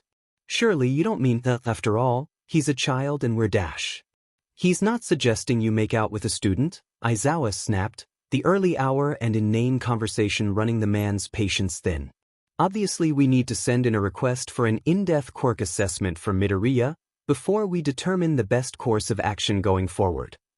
What a fantastic suggestion, Nizu praised, but Aizawa was no fool. That was the little creature's plan all along, and he was leading the 4 grown adults to the same conclusion by spoon-feeding them information as if they were children. As they convened the meeting, the teachers separating to tend to their own affairs, Aizawa was stopped by All Might's hand on his shoulder. Aizawa, a word? The underground hero grunted, turning to face his colleague. All Might had foregone his hero form, the blonde's naturally lanky form taking the place of his usual muscles and bright smile. Listen, I know it's not wise to question Nizu, but are we sure this is really a good idea? I mean, yeah, the kid's got a strong quirk, but it's not exactly combat material. And he's so little, I'm worried he could get seriously hurt trying to keep up with the other hero kids. Aizawa narrowed his eyes, arms folding across his chest. He had never much cared for All Might, thinking the man far too flashy and concerned with his own popularity. So not only do you doubt Midoriya's strength and resolve, but you doubt my teaching abilities as well? Don't get short with me, Eraserhead, you know what I meant. Until we discover Midoriya's full potential with his quirk, I see no reason to coddle him or underestimate him. The man said flatly. I've experienced firsthand just how great of a hero he can be and, to be quite frank, I think my other students should be more nervous of him than he of them. With that, Aizawa continued on the path back to his office, determined to take a quick nap before grading any papers. Izuku tried to contain his nerves as he walked to the 1A classroom on Monday, his hands trembling. Shinso and Hatsum had wished him luck that morning, and he carried that with him as he walked in, all eyes turning to him. He blushed. Hi everyone, sorry I'm late, Mr. Aizawa, recovery girl needed me. He assured the teacher it would be the last time, unless there was a real emergency. Having been told he wouldn't be allowed to work in the infirmary any longer had been hard, but understandable. After all, he wouldn't be able to learn much if he was constantly leaving class to heal cuts and scrapes. Izuku's eyes flitted around the room. There were some faces he didn't recognize, but the majority were all people he had met and befriended to some extent. Yaoyorozu, Ida, Kirishima, Uraraka, Todoroki, Kacchan. He smiled sheepishly as he took his seat, an empty desk right behind Katsuki. He blushed lightly as his old friend turned around to face him, the blonde smirking. Glad you're here, Princess Deku. Glad to be here, Kacchan. The hero courses were both everything Izuku could have ever dreamed and nothing he could have prepared for. In hindsight, he should have known how rough training would be, given how many hero students he treated on a daily basis. Aizawa had him train just as hard as the others, if not harder, given his inexperience. On top of that, Izuku also had extra lessons to attend with all might and midnight after classes, the sessions lasting late into the evening, with the boy dragging himself back to the dorms each night. Moving into the 1A dorms had been bittersweet, for even though the 1A students seemed to spend more time together as a group than 1C had, and welcomed him with open arms, Izuku couldn't help but feel bad leaving Shinso all alone with no one to comfort him when he couldn't sleep. The common room seemed to brighten as he walked in, his new friends smiling at him as plopped onto the couch, groaning softly. Rough day training? Yaoyorozu asked, giving the boy a sympathetic smile from her spot next to him. The roughest, all might and midnight are committed to getting me up to speed with you guys. I'm happy to do it, I just wish I wasn't so sore. Quit your dim and complaining nerd, Katsuki half-heartedly snapped at him, before handing the freckled boy a bowl of stew. I made dinner. Thanks, Kacchan. Izuku chirped, his smile wide as he took a bite. This is your mom's recipe, right? It tastes just how I remember. Katsuki glared at his classmates, who were still largely unused to seeing the softer side of the explosive boy. Whatever, just don't spill any on the couch. He took the spot on Izuku's opposite side, silently challenging the others to say something as his arm came up to rest behind the nest of green curls. The days seemed to fly by for Izuku as his first week in the hero course ended, the boy exhausted from the extra training. He had been spared an additional session with All Might that Friday, in favor of meeting with Aizawa to discuss his progress. All Might and Midnight have told me you're a quick study, his teacher commented, his expression neutral. Izuku nodded. I've been doing my best, sir. The training has been tough, but I'm managing. That's good to hear. I've called you in to let you know that the quirk specialist the school hired will be here tomorrow. You're to meet with them in the infirmary to get an in-depth quirk assessment now that you're training to be a pro hero. I'll be there, thank you, sir.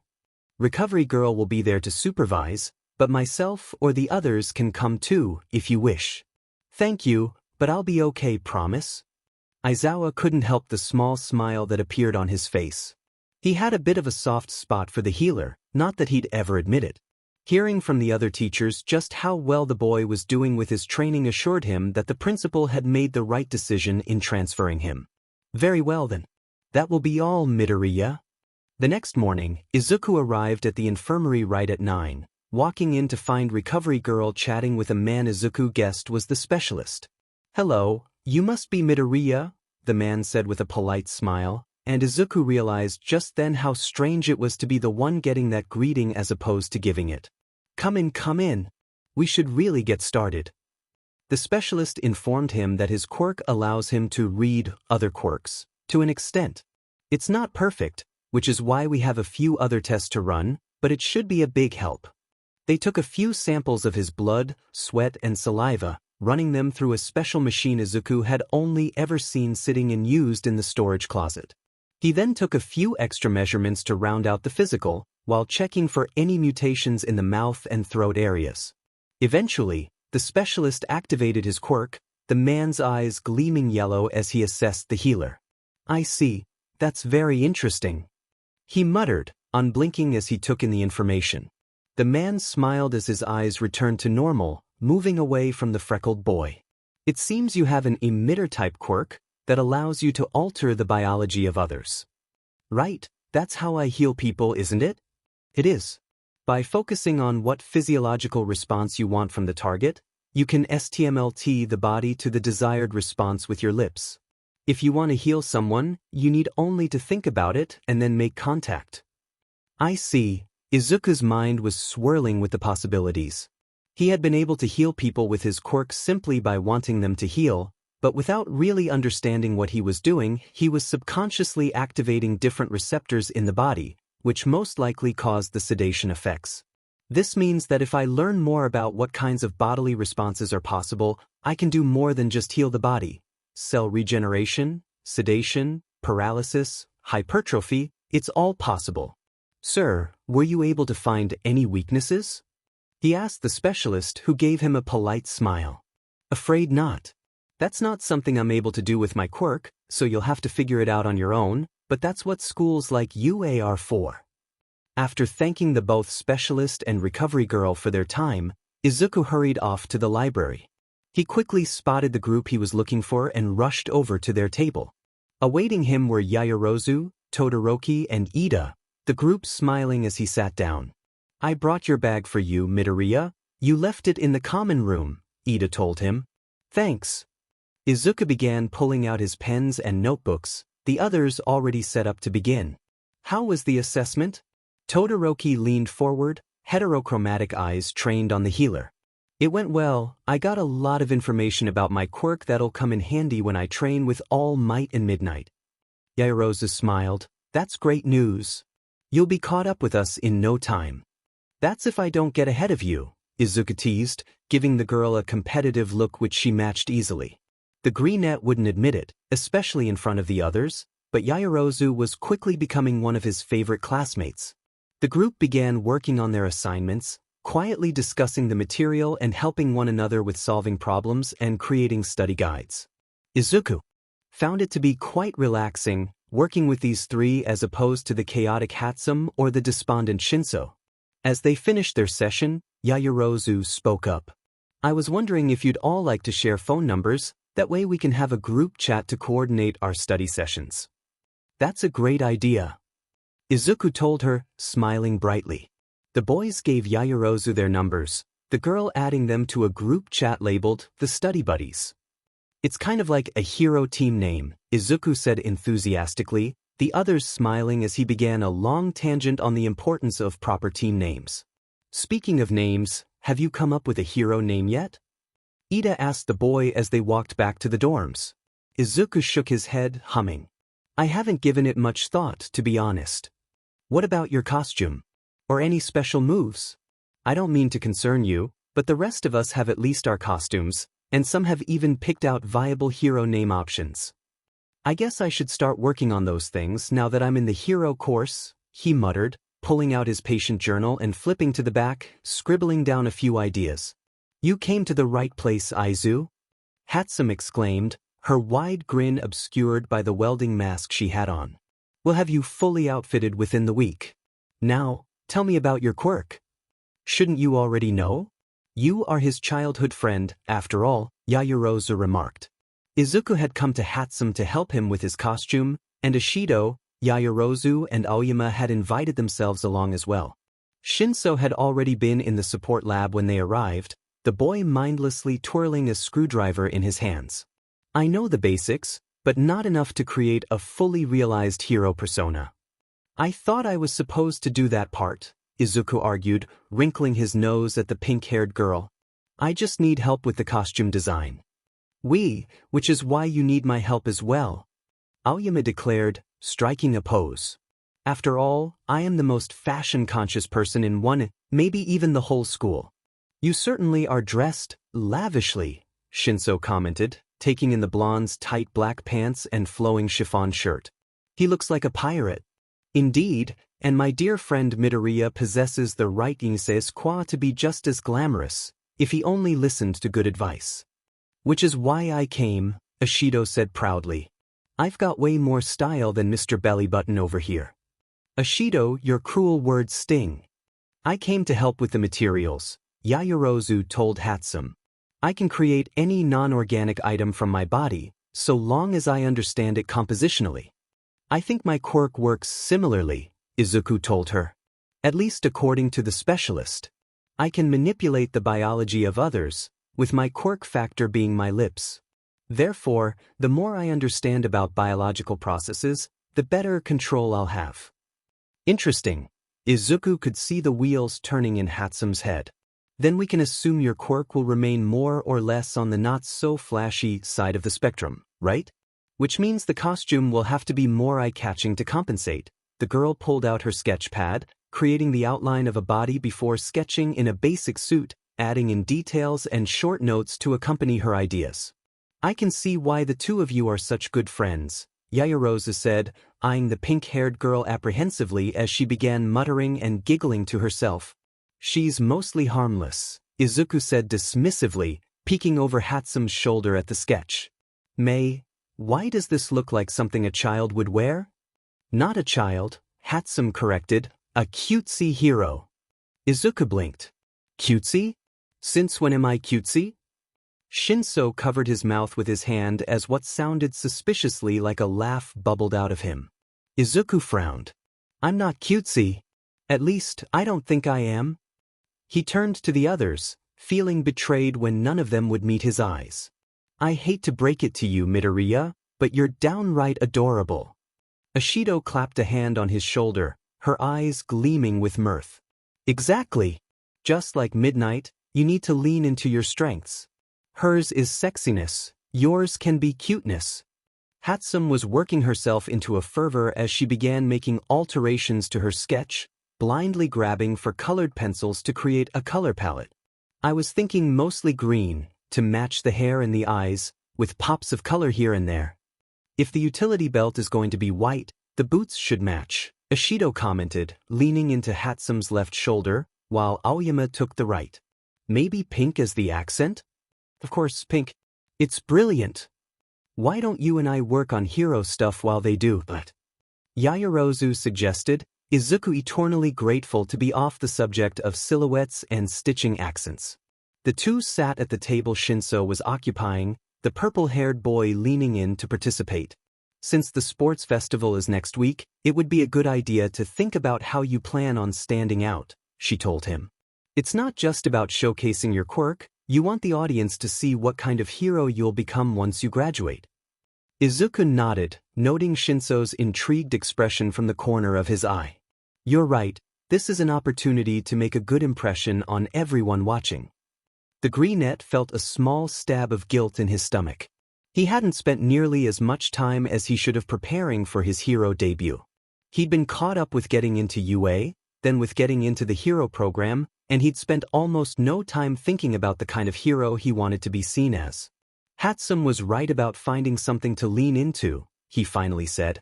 I guess if everyone thinks cutesy is the way to go, I can give it a shot. It doesn't have to be a personality overhaul, Yaoyorozu told him kindly. Just a difference in how you carry yourself when in costume. Midnight isn't CC 24/7, just like Present Mike isn't loud 24/7. It's part of their hero persona and what that symbolizes for the people who see them in action.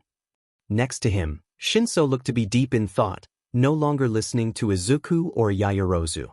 Izuku hoped the conversation had helped him too, since the sports festival was his first real chance at getting into 1A. A few days later, when it came time for fitting, Izuku nervously stepped out in the costume his friends designed for him. Oh, this is perfect, Hatsum purred, her grin sharp and wicked. Izuku's costume was a form-fitting dark green jumpsuit, with patches on his knees, elbows, and shoulders. The original design for gloves had been scrapped and replaced with white knuckle dusters that matched his boots and utility belt. Izuku would later learn that the knuckle duster edition had resulted in an hour's extra paperwork for the shop teacher power loader, as well as his own teacher Mr. Aizawa, in order to get permission to use them. Atop his head were white heart-shaped goggles, and there were white kiss marks all over the suit's arms, back and sides. It looks better than I ever could have dreamed, Ashido sighed as Aoyama began to tear up. Look, my friend, look. See how the white accents glisten with pink shimmer under the lights? I told you it was the perfect way to add sparkle and shine. Yaoyorozu looked proud as she gave him the once-over. I'm amazed at how well the material turned out. I created a lot of it using my quirk to cut down on costs. Hatsum had thrown her arms around her green-eyed friend, her excitement radiating off of her. Well? Tell me what you think, Aizu. Isn't it just perfect? Izuku looked down at the knuckle dusters, which had ridges in the shape of a kiss mark on each knuckle. He glanced in the mirror and grinned. It really is. It looks cute without looking juvenile, and the theme is instantly recognizable. Aoyama, Ashido, you two would be great at hero marketing. Ooh, that would make a pretty decent side gig, huh? You're right. Why should I keep my dazzling brilliance all to myself? I could help even more fashion disasters than just Midoriya. Izuku pouted. He wasn't a fashion disaster, just a bit clueless. Izuku had a brilliant smile on his face as he got to show off his new costume during training. Since joining 1A, the Greenette had to wear the school's gym outfit to all of the training sessions while his classmates sported their hero gear. Now armed with his costume, Izuku felt even more like a part of the class.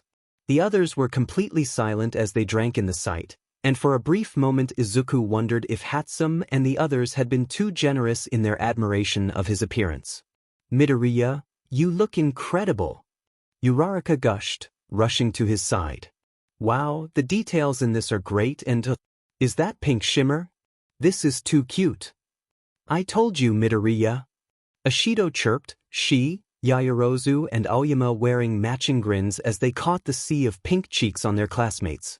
Izuku gave the group a bashful grin, studying the reactions of his classmates. The girls looked over the moon, even the invisible Hagakure giving an enthusiastic vocal response. Kirishima's face was the same color as his hair, and Ida was beginning to stutter. Katsuki and Ojiro were doing their best to look anywhere but him, and Todoroki, while impassive as always, was staring him down intensely.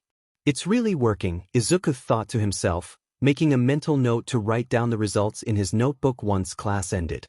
Aizawa had no outward reaction, other than a curt nod and, "It suits you," before beginning the class. Today we'll be practicing sparring, so get ready to partner up. Izuku hadn't a moment to think about who to choose as his partner, as Ida had come up to him immediately with a burst of speed from his engines. Midoriya, train with me today. All right, the Greenette grinned, and the two moved to the side to watch the first pair spar. Bakugo had picked Kirishima, both boys trying their hardest, with Kirishima eventually losing the match to the hothead. Uraraka took her turn with Azui, their match taking much longer as Uraraka chased after the agile frog. Eventually, Azui managed to win, Uraraka looking slightly put out as the moved off to the side. Midoriya, you're up next. Izuku took a deep breath as he entered the ring, eyes trained on the taller boy. Ida's a lot faster than me thanks to his quirk, and he's probably stronger too, but he's bulky, which I can use to my advantage. He's wearing his armor, which means using my quirk will be tough, unless I can get his helmet off. If I rely on agility like Azui did, I can wear down his stamina and then make my move. Izuku readied his stance, Ida doing the same. The match began, and Ida raced forward, just as Izuku predicted. He bent his knees and shot into the air as his opponent neared, using the taller boy's shoulder as leverage as he flipped over his opponent's head and landed behind him. Quickly turning, Izuku managed to land 3 quick strikes to the other boy through an opening between his armor plates. Ida stumbled forward, and Izuku quickly set about getting his helmet off, rolling away as Ida raced to the opposite side of the ring. Izuku quickly tossed the helmet outside the ring, sizing up his opponent once again.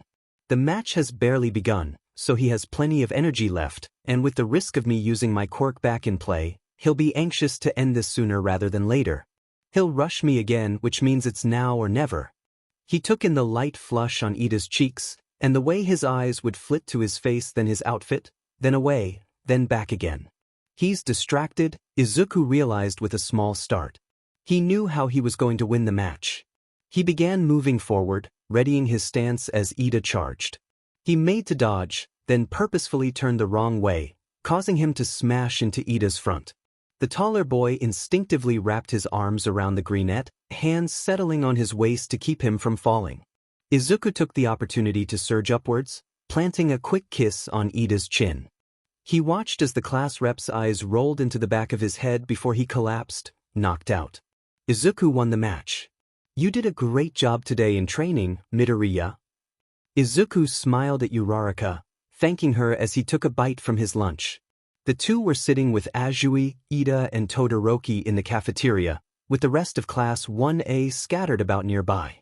Across the way, the green-eyed boy could see Kirishima and Jair laughing at something Mina said, Bakugo sitting stone-faced between the redhead and Kaminari. I'm impressed with how well you were able to move, Ribbit. Ida's normally too fast for any of us to get past him. I thought the same thing, he said, until I realized Ida's armor restricted his range of movement in the arms. He wouldn't be able to grab me from above, so I used my gymnastics to my advantage and vaulted over, which gave me a good view of a weak spot in his armor. Izuku set his chopsticks down, continuing. I also predicted that once his helmet was off, leaving him exposed to my quirk, he'd be more anxious to finish the match, and more likely to be caught off guard. That's why I faked tripping. You faked that? Uraraka asked between bites of her sandwich. It looked like an accident. It was meant to. I figured he'd either try to balance me or push me out of the ring. Either way, I'd have an opening to use my quirk and win the match. Izuku began to feel uncomfortable as he felt 4 sets of eyes gazing at him from around the table. That's incredible, Ida breathed. You came up with a winning strategy, and to think of it in the heat of battle. Izuku shrugged. For most of my life, my quirk wasn't really good for anything besides support, so I had to rely on my brains to prepare for getting into UA. It didn't really help me out in the hero entrance exams, but still. Todoroki blinked. I've seen your journals. You have a mind for analysis and strategy. No wonder you and Yaoyorozu get along so well. The freckled boy grinned. That might be an unfair comparison. Yaoyorozu is practically a super genius. That's true, she's the only one who's managed a grade higher than 90 on Mr. Aizawa's exams, Ribbit. That reminds me, Izuku muttered, pulling out his phone. Hatsum wanted me to bring her to the support labs later, something about a new invention that might help her. Uraraka shook her head. That girl weirds me out. She's so obsessed with those babies of hers, and she's always talking to herself. Did you forget that Midoriya does the same thing, and is right in front of you? Azui teased, the others laughing as Izuku pouted. Well, don't we look adorable? Midnight purred, taking in Izuku's new costume. The two were meeting for their scheduled afternoon training, the others having left for the dorms after class. Izuku fidgeted. Yeah, Hatsum and some of the others think I should be leaning into being cute, to give me an advantage. A smart strategy. If you have something that could be an asset, you must be willing to utilize it in the field. The greenette nodded. I managed to win my sparring match this morning because of it. I don't know how good of a strategy it will be long-term, but it gave me a split second to act, which is all I needed. That's what I like to hear. The hero proclaimed, brandishing her whip. Most of the big shots like to think that bombastic quirks are what make a great hero, but that's not the case. Take myself or Eraserhead. We both have non-combative quirks that we have learned to use offensively, when able to. Now, we have to do the same for you. Izuku pulled out his notebook, flipping to a specific page and showing the woman. I have some ideas I want to try, if that's okay. As she scanned the page, Midnight's grin became sharp. Oh, this is gonna be fun. I came up with a fantastic idea for your quirk. Hatsum enthused, her eyes glinting as she stepped closer. Yaoyorozu was beginning to look a little flustered as the pink-haired girl invaded her space. Izuku had to hold back a giggle as Hatsum began pulling things out of various containers, shoving them at the taller girl. I remembered you saying that your creation Quirk requires you to make things using the lipids from your body. Well, in order to keep the amount of lipids available to you at a reasonably high level, I created these dense, macronutrient snacks that can be stored at room temperature in a compartment on your belt. That way you have a consistent fuel supply to help you with your quirk. Hatsum, this is incredible, thank you. The inventor just shrugged, grinning. Happy to help, Momo. Now be a dear and eat one, we have to test them out before you can use them in the sports festival. Izuku decided to leave them to it, making his way back to the dorms. On his way, he noticed a cluster of 1B and general studies students bunched together, arguing with someone. As he got closer, the greenette groaned as he heard Katsuki antagonizing the other students, Kirishima desperately trying to defuse the situation. He spotted Izuku and cried out to him. Midoriya, you gotta help. Bakubro keeps picking fights with these guys, and he's making our class look like JRs. Izuku placed a reassuring hand on the redhead's shoulder. I'll handle this. He pushed his way to the front of the group, right in front of Katsuki. Kachin, stop picking on these guys. Ah, they came up to me.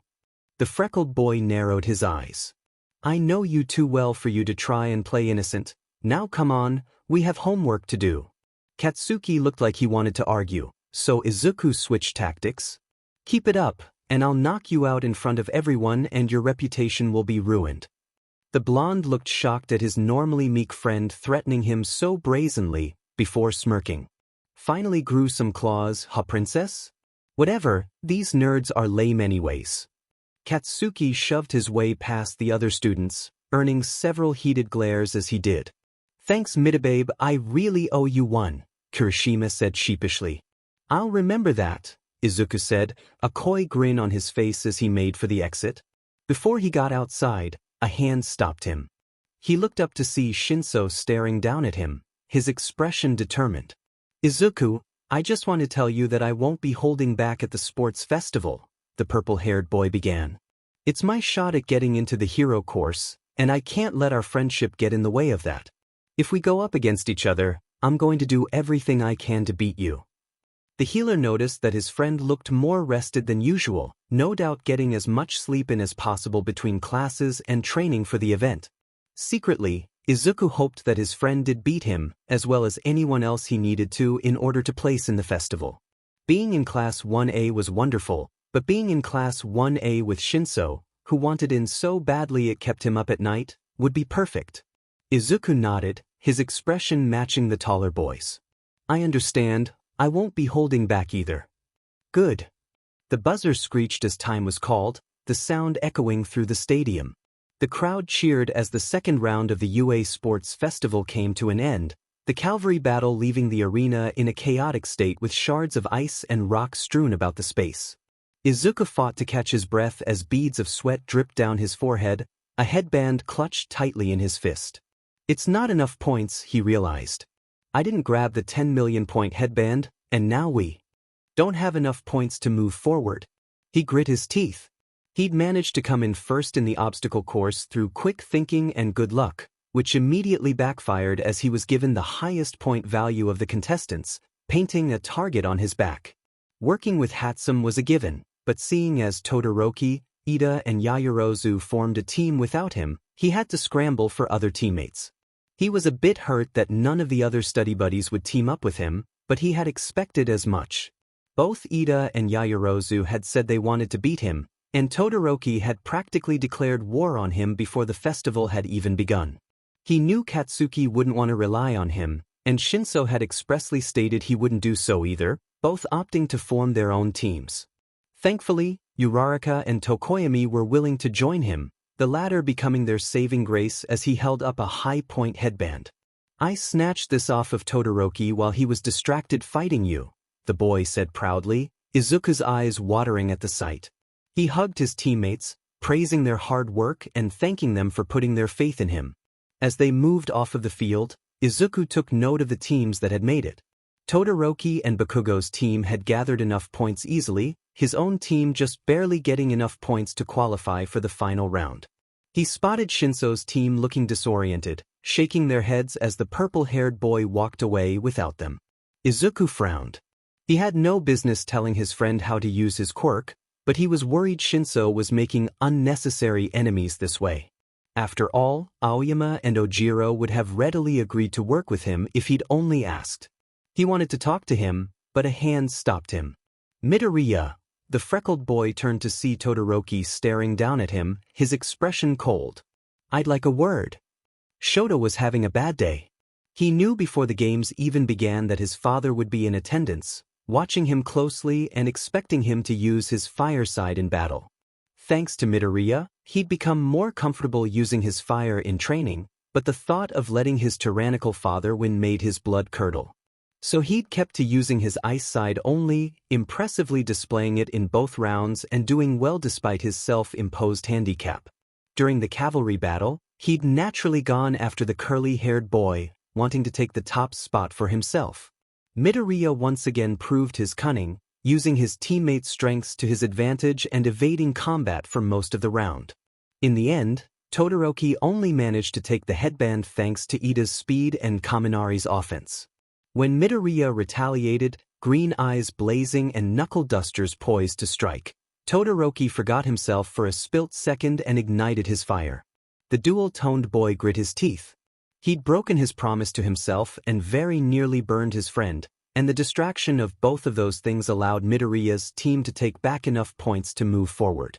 When he finally had the greenette alone, standing face to face in a cramped, abandoned hallway, Shoto tried his best not to think about the shorter boy's big green eyes or his many freckles or how soft his lips felt every time he healed him. I want to apologize," Shoto began, eyes boring into his friend's. "For a split second, I lost control and used my fire. It won't happen again." Izuku stared at him for several minutes, before speaking. "Actually, I think it will." Shoto narrowed his eyes, but the boy continued. "Your instincts are telling you to use all of your quirk when you need to, and fighting that instinct is only going to make things harder for you. I don't care, I can overcome it." "But why should you?" Izuku's voice was just barely above a whisper.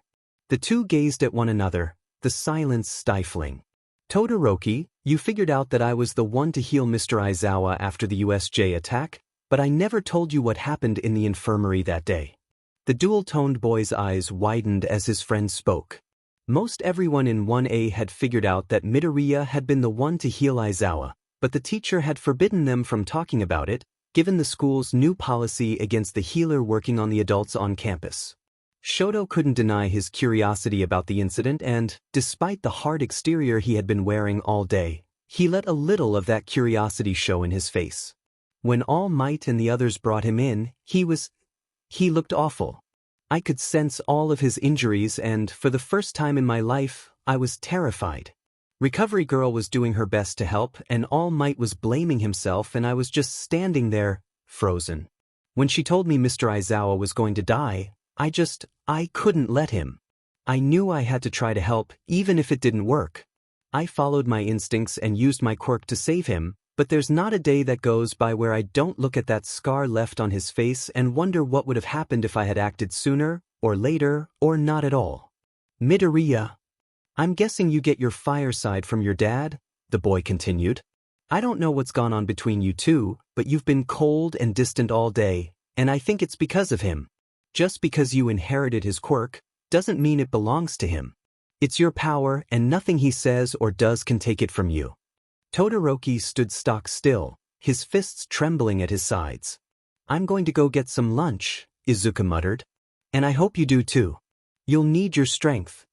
The greenette trudged off in the direction of the cafeteria, leaving a confused, hurt and lonely boy in his wake. Withdraw. Ida squawked. After how hard you worked to get here? Ojiro's expression was drawn, but Izuku could see the anger and disappointment in his eyes. I didn't earn my spot, I don't even remember competing in the match. The blonde shot a heated glare Shinso's way, and Izuku suddenly felt very guilty not warning his classmates about the purple-haired boy. One of Shinso's other teammates from Class 1B also withdrew, with two competitors from another team taking their place. Shinso was smirking, But Izuku knew his friend still hated himself for his quirk. It was a hard decision, but it was still a competition, and he wanted into the hero course. As the leader of the games, Midnight had the final 16 students draw lots to determine who would face off against whom in the first round of matches. Izuku smiled slightly as he pulled Aoyama's name, certain that he could beat the sparkling blonde. He looked up at the screen, noticing that Todoroki and Siro were up after him, meaning he'd most likely face off against the dual-toned boy in the following round. A short ways away, he could hear Ojiro warning Ishido about Shinso's quirk, the two hero students both stone-faced as they talked. Izuku shook his head, he had to focus. It was time for the first match, Izuku facing off against Aoyama. He adjusted his knuckle dusters, before securing his goggles atop his head. He had sent in a request to get to use them in the festival, the knuckle dusters as a combat advantage and the goggles to help with his cute branding. Across from him, Aoyama smirked.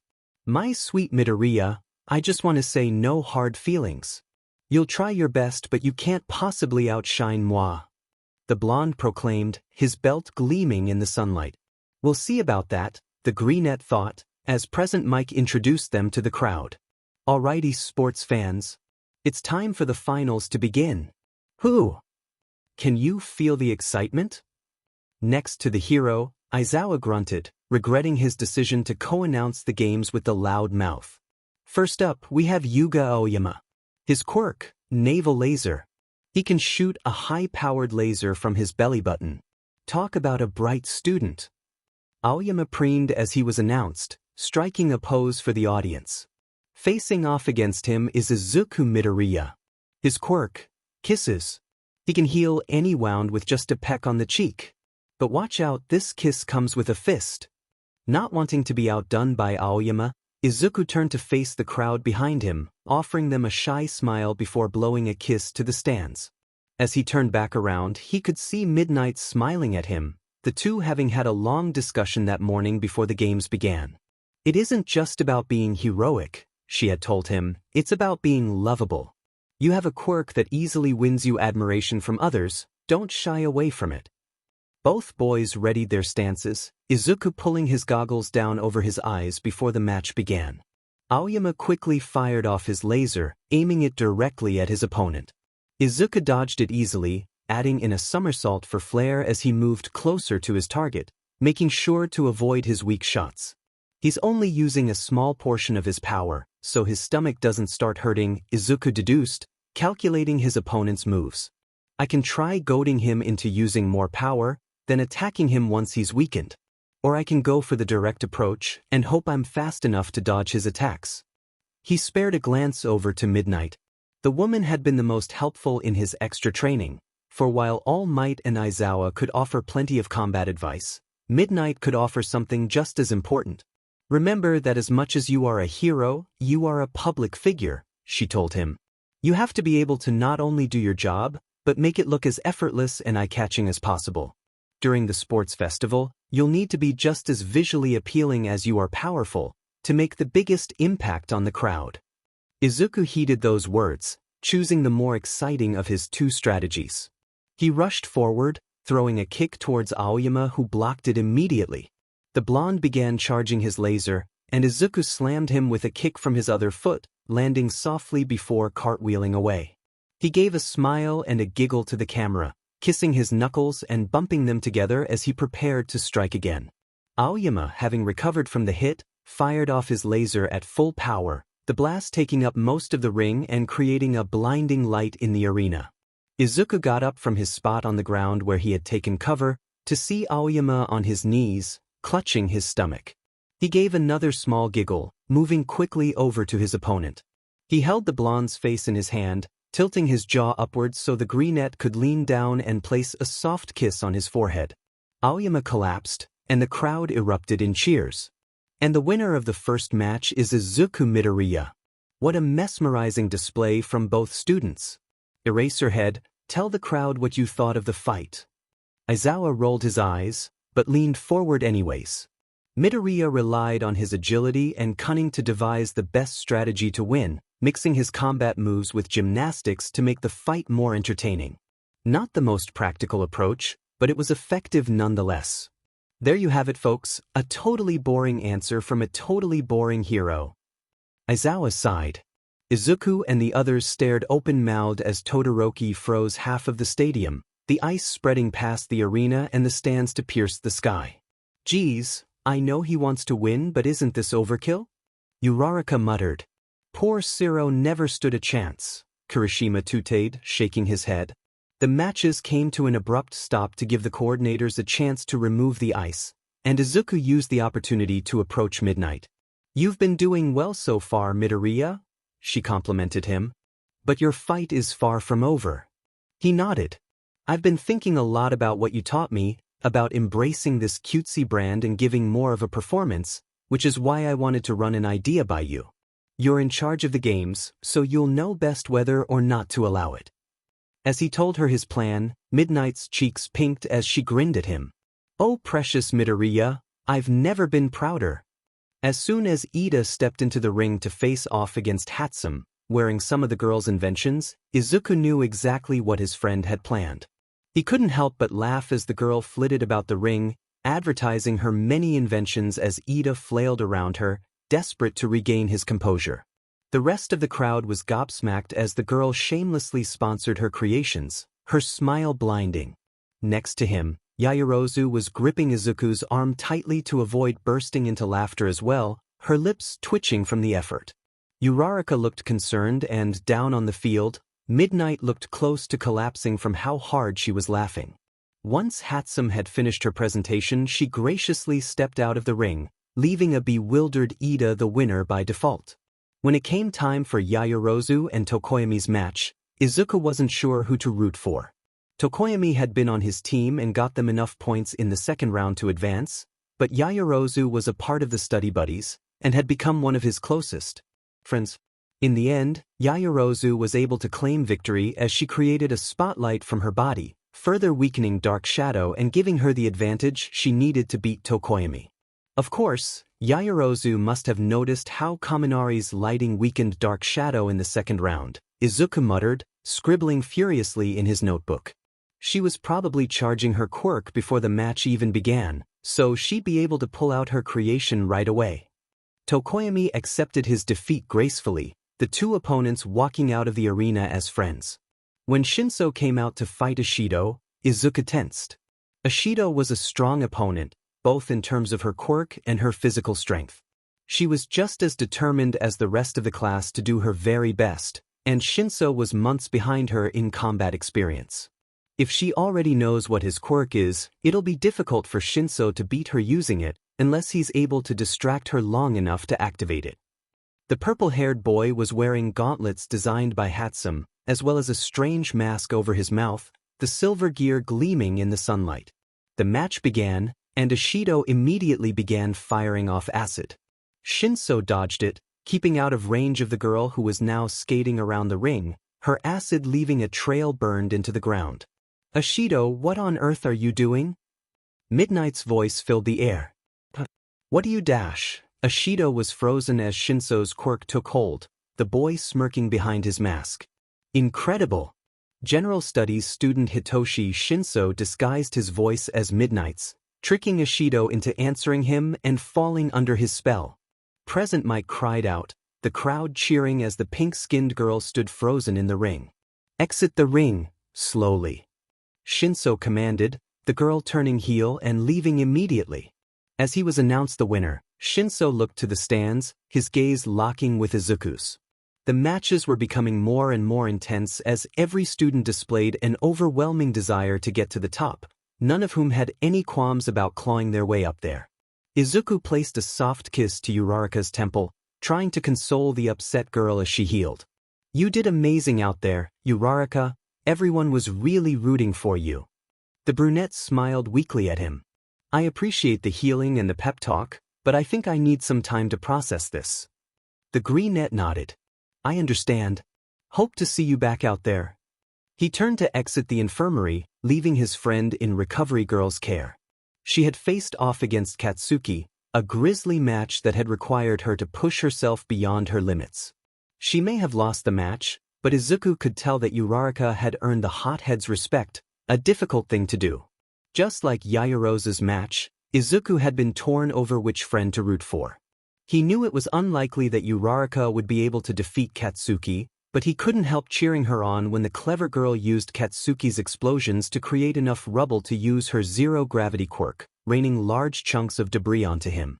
In the end the winner was clear, though if he were to hazard a guess, Izuku would say the crowd favored the bubbly girl over the hot head, which gave him all the more reason to lean into his own sweet persona. As he made his way to the waiting room to prepare for his next match, he ran into the blonde. "Oh, hey Kachin. Congratulations on winning your match." The other boy grunted, his expression grumpy as always. "Tell me something, Deku, did you come up with that desperate strategy Pink Cheeks used?" Assuming he meant Uraraka, Izuku shook his head. "No, she told me she didn't want my help. She came up with that strategy all on her own." He looked at his friend, noticing the tension in his shoulders. "If that match was harder than you thought it would be, it's because Uraraka is serious about becoming a hero." Katsuki merely grunted again, before shifting uncomfortably. I got injured," he muttered, holding up his arm to show the greenette a gash in the appendage. Izuku pet his head. "Oh yeah, better go see Recovery Girl about that." The freckled boy giggled as the hot head spluttered, irritation clear on his face. "Oh calm down, I'm only teasing." He reached up to give the blonde a quick peck on the cheek, the wound knitting itself closed.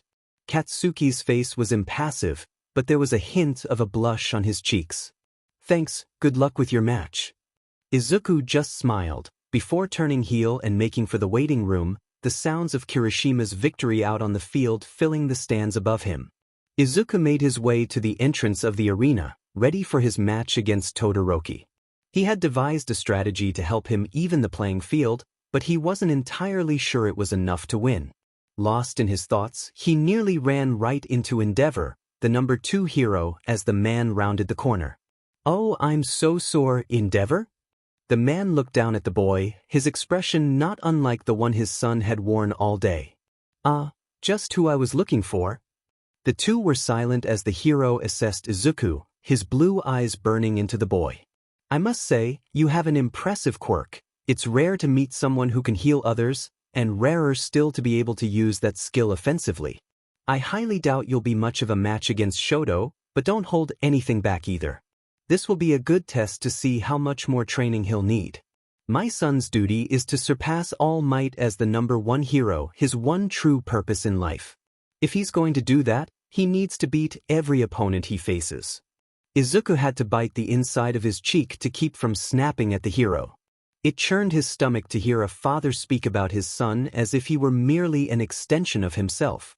He was beginning to see why Todoroki had been on edge all day. "I would never hold back, not in a competition like this, but please don't think for a moment I do so for your sake, sir. Shoto is my friend, and I want to help him overcome whatever demons you gave him, but it'll have to wait until after I beat him." He spared the man one last glare, before continuing to the arena, his stomach in knots. Todoroki was already standing in the ring when he arrived, the two waiting impatiently for the match to begin. His ice power can cover a lot of ground quickly. If I don't want to end up like Zero, I'll have to try to weaken him before he has a chance to create too much of it. Izuku gazed at his opponent, his mind whirring. "I have the move Midnight. And I worked on in training, it's far from perfect, but it just might give me the opening I need." The two listened as Present Mike introduced them once more, Izuku giving a wiggle of his fingers to the crowd, smiling brightly. In comparison, Todoroki looked like a gargoyle, cold and imposing. The two readied their stances and the match began.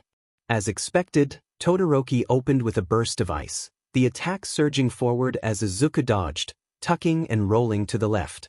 Todoroki locked eyes with him, and he pulled out his new move. "Hey, Todoroki! Catch!" The greenette placed a big kiss on his fingers, holding his palm up and out as he blew the kiss to his enemy.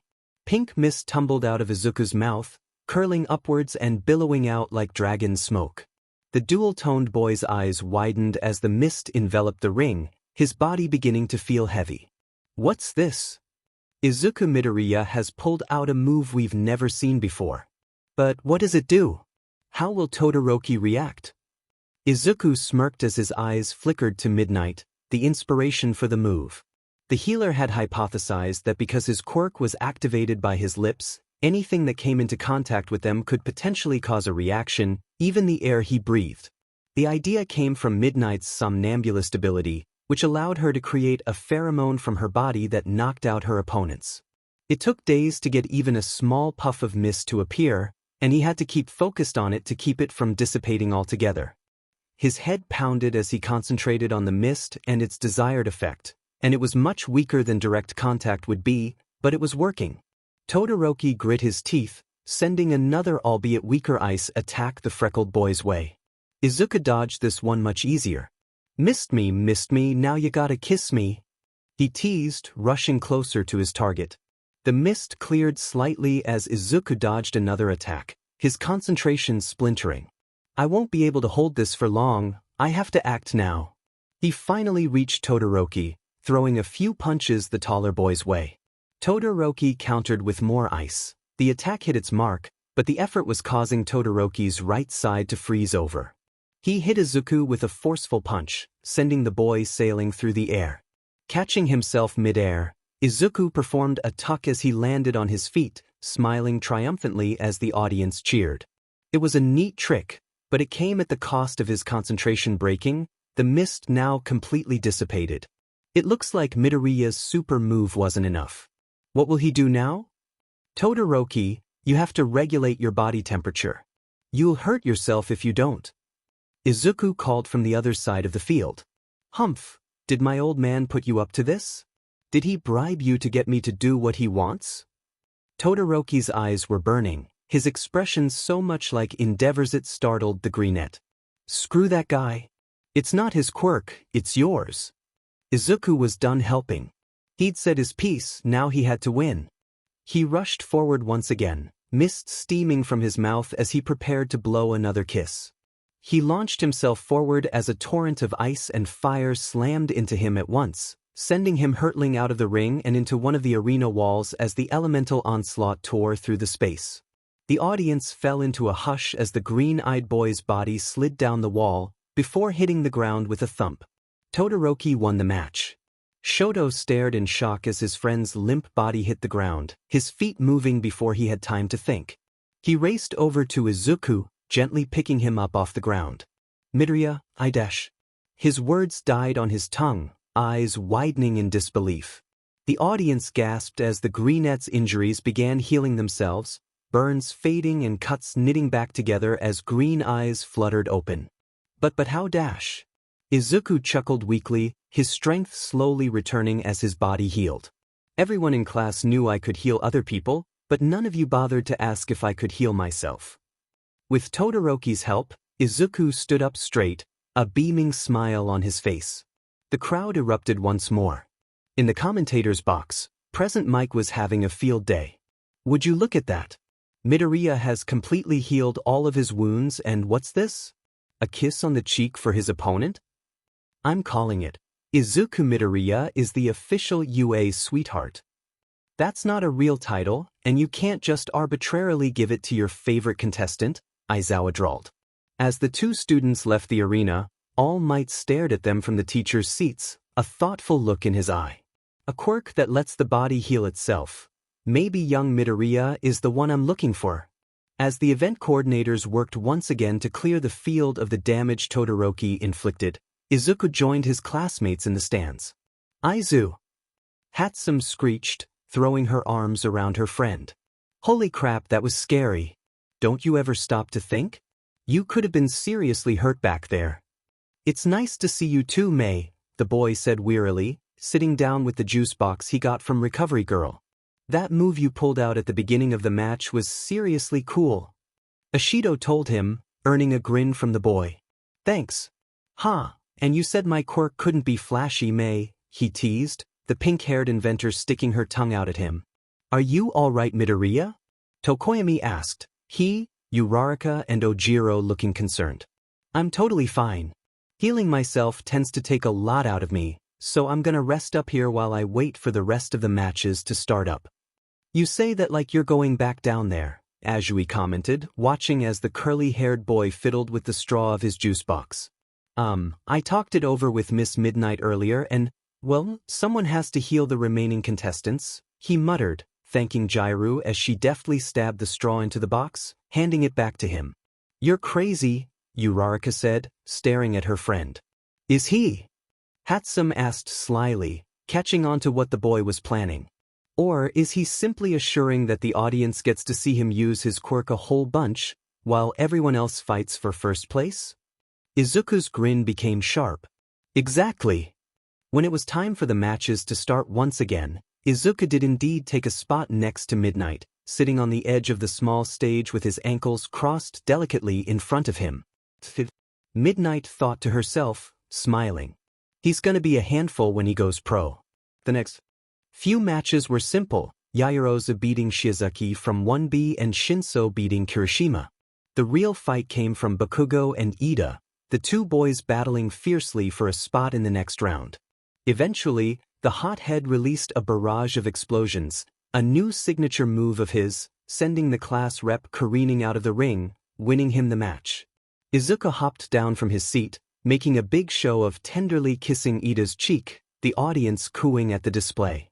He also made sure to stand on his tippy toes when kissing Katsuki, the blonde muttering, "You stupid faker," as he did.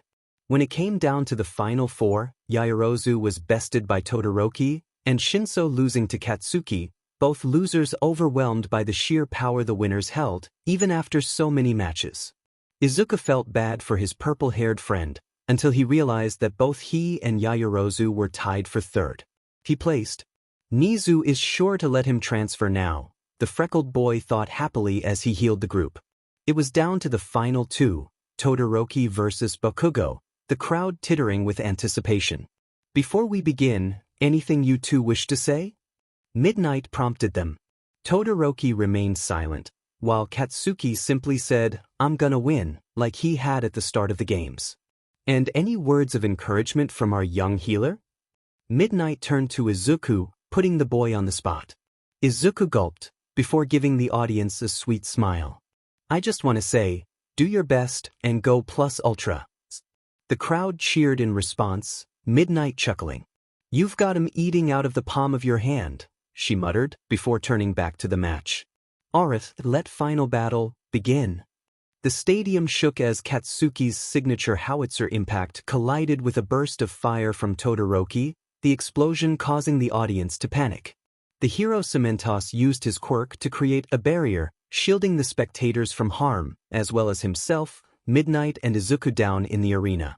When the dust and smoke finally cleared, and Cementos could lower his barrier, Katsuki stood over Todoroki's still form, breathing heavily. Todoroki is unable to battle, but Bakugo wins. Midnight announced, brandishing her whip. The audience cheered as the blonde's face appeared on the screen, red eyes blazing. The awards ceremony took place as soon as the rubble from the last match was cleared, Izuku standing with Uraraka and the others as All Might awarded the sports festival medals. The greenette smiled widely as Shinso was given his medal next to Yaoyorozu, the normally moody boy sporting a small, genuine smile. Izuku winced as Uraraka scoffed next to him, muttering about unfair quirks. He also spotted Ojiro, Aoyama and several others glaring at the purple-haired boy, and he grimaced.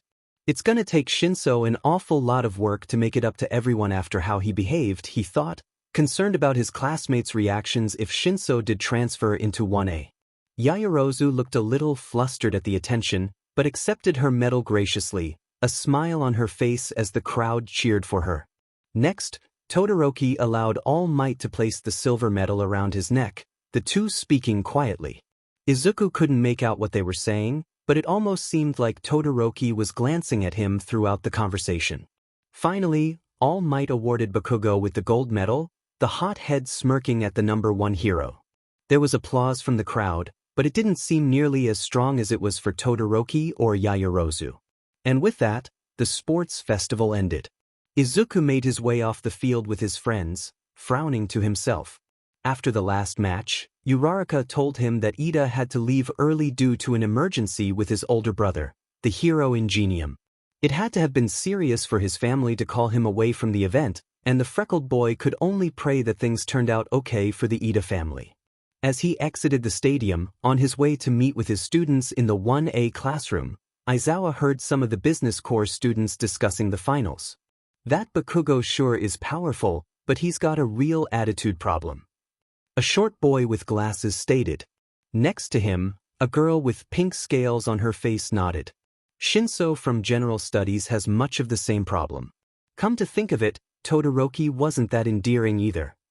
Well, what did you expect? The third member of their group, a tall boy with dark hair and a crooked nose, spoke up. How could any of them compare when Midoriya stole the show with kisses?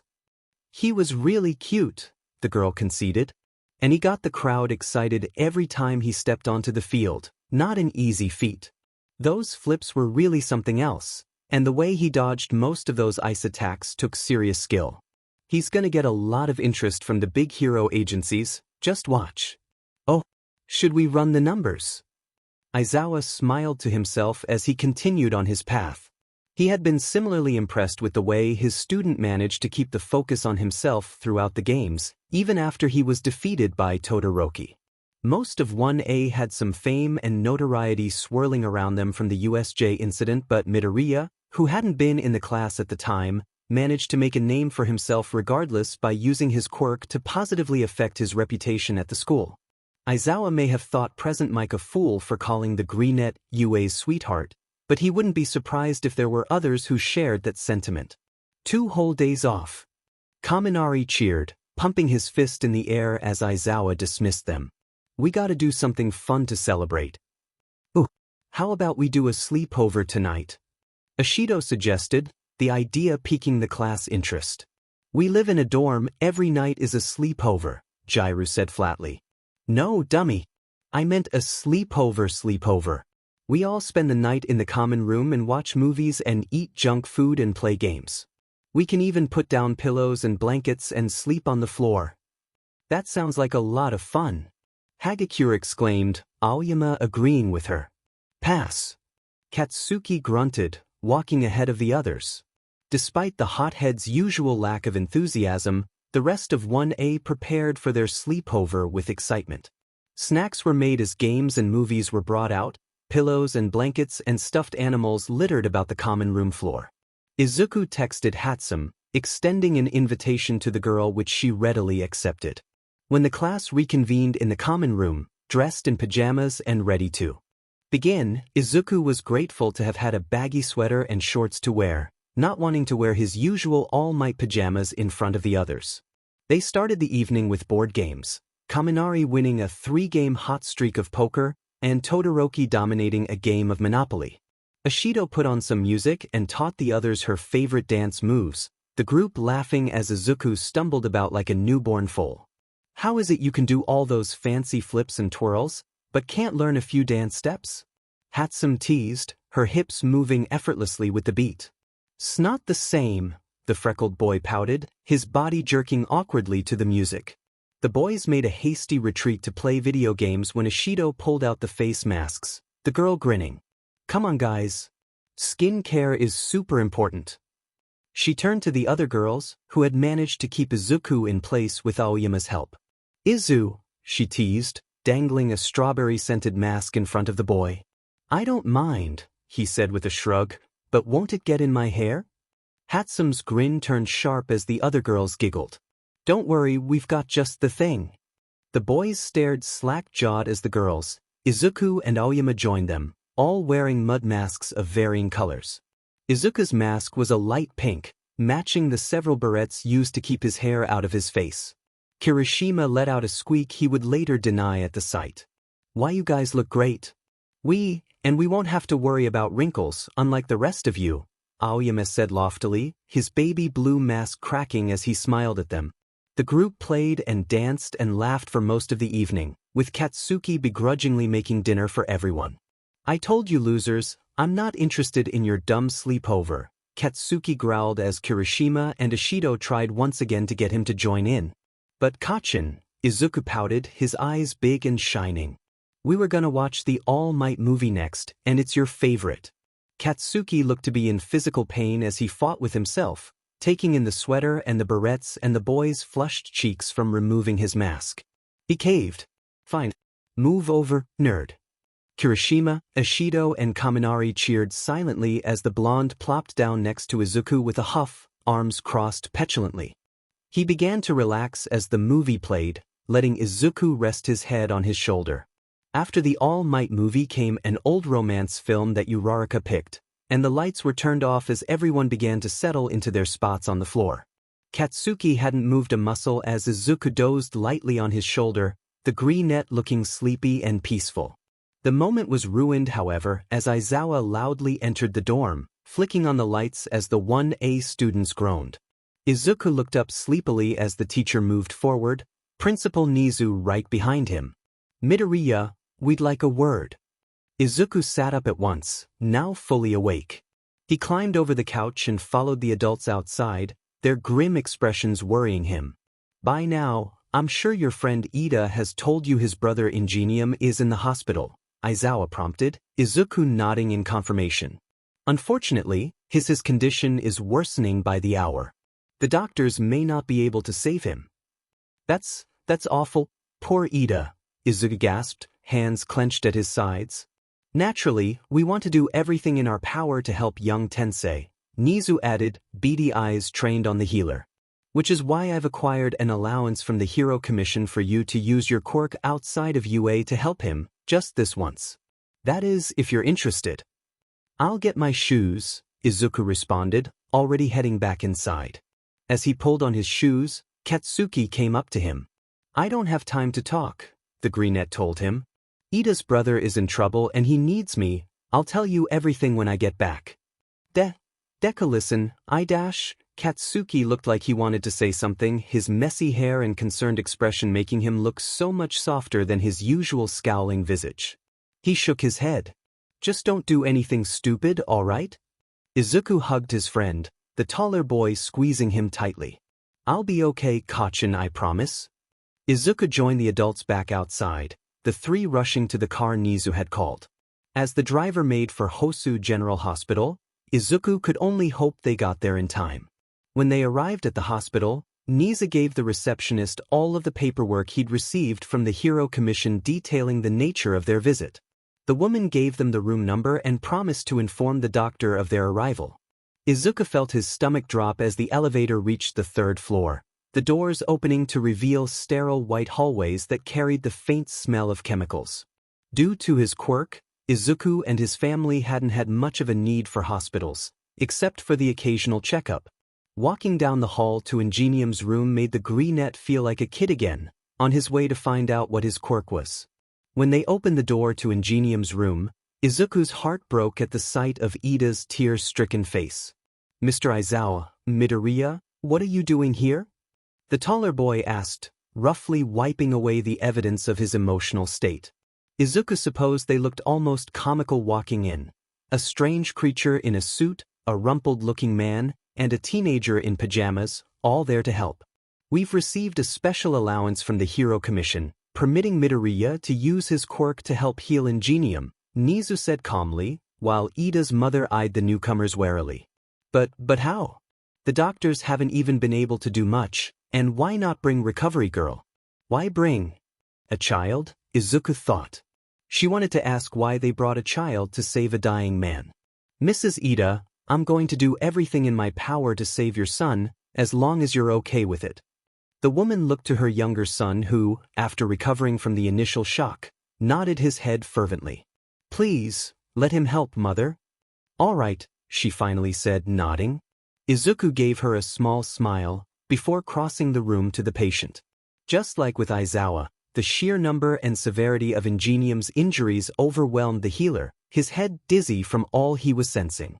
He was dying, just like Aizawa had been, but the injuries Ingenium had went far beyond anything Izuku could have imagined. It's a death by 1,000 cuts, almost every inch of his body has been damaged. Whoever did this to him must really hate him, or heroes in general.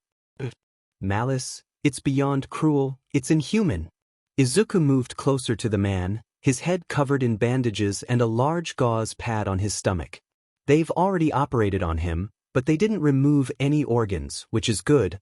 I don't think my quirk would be able to regrow anything like that. His arm engines are in rough shape, but I don't know if I can actually save them. They're a part of him biologically, but they're not organic material. Izuku shook his head. He needed to focus. He leaned forward, putting as much power into his quirk as possible as his lips met the hero's cheek.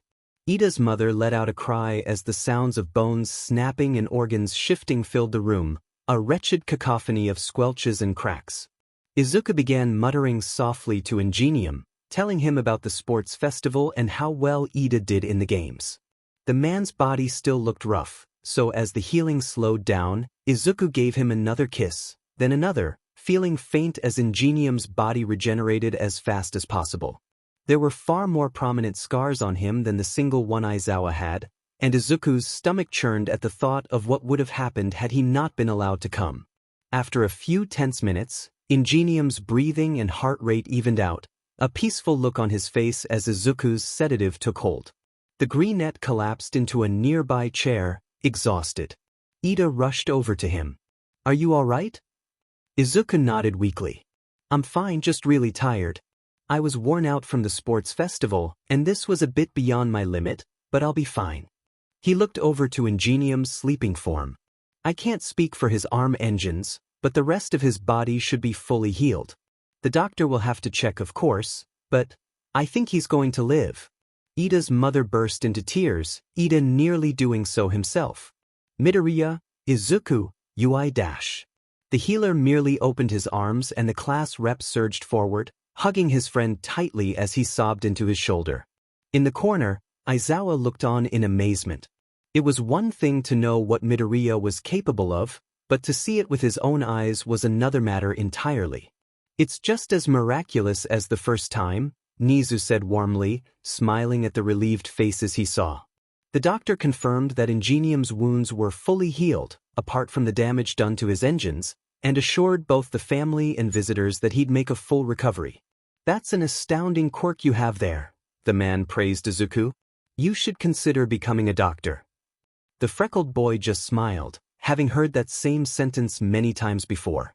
Aizawa and Nizu led Izuku from the room, after receiving plenty of thanks from the Ida family.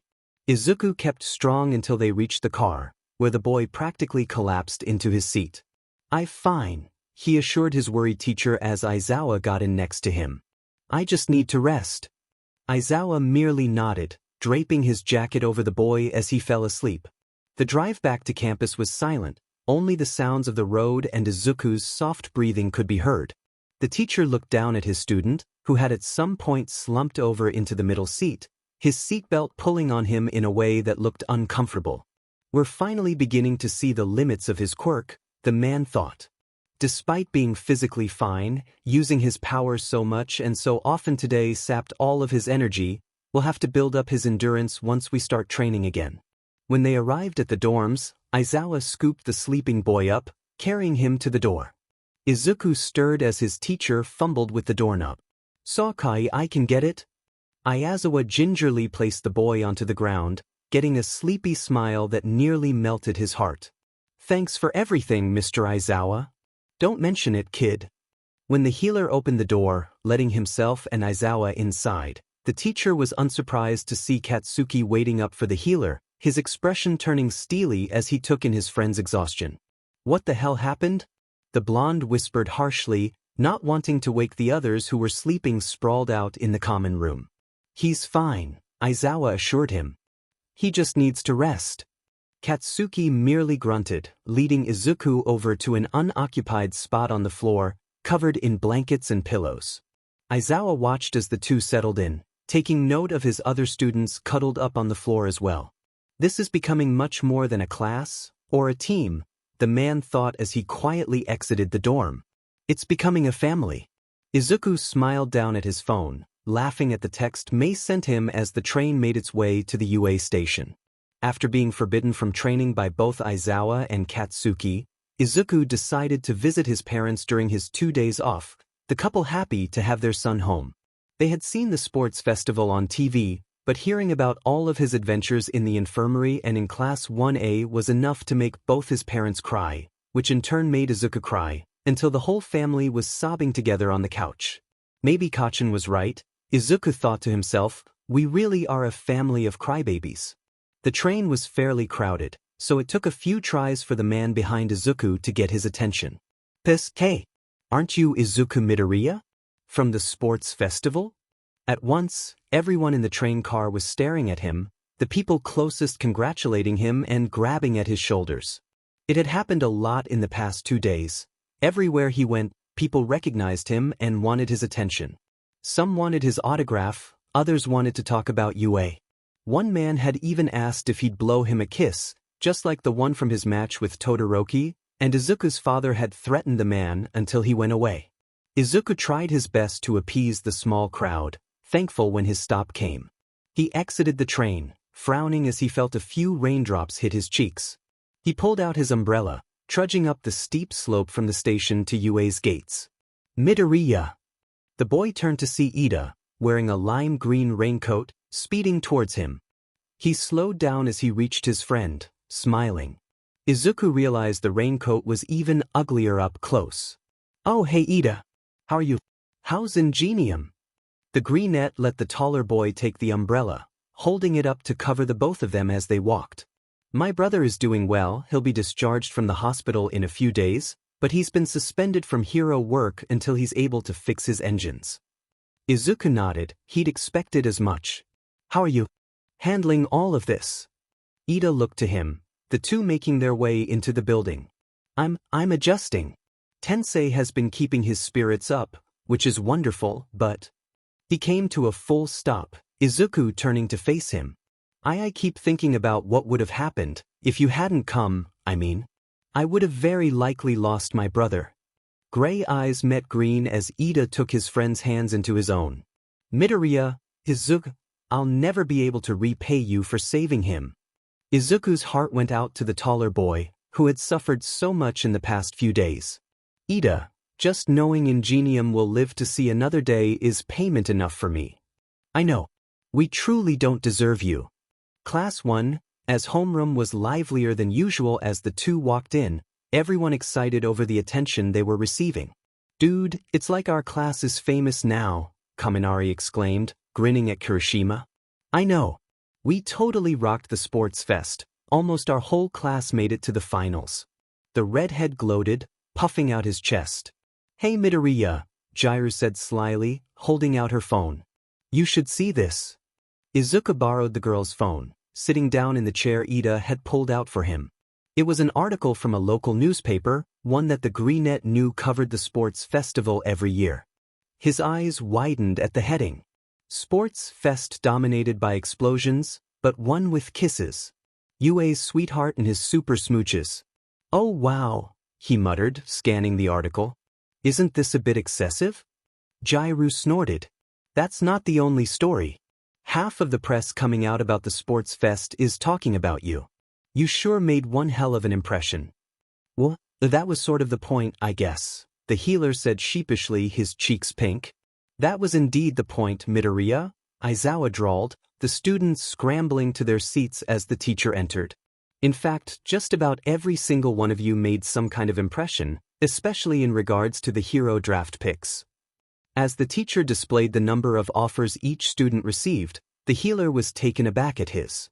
Izuku, look, you got the most, after Todoroki, Yaoyorozu exclaimed, after eyeing her own offers. See?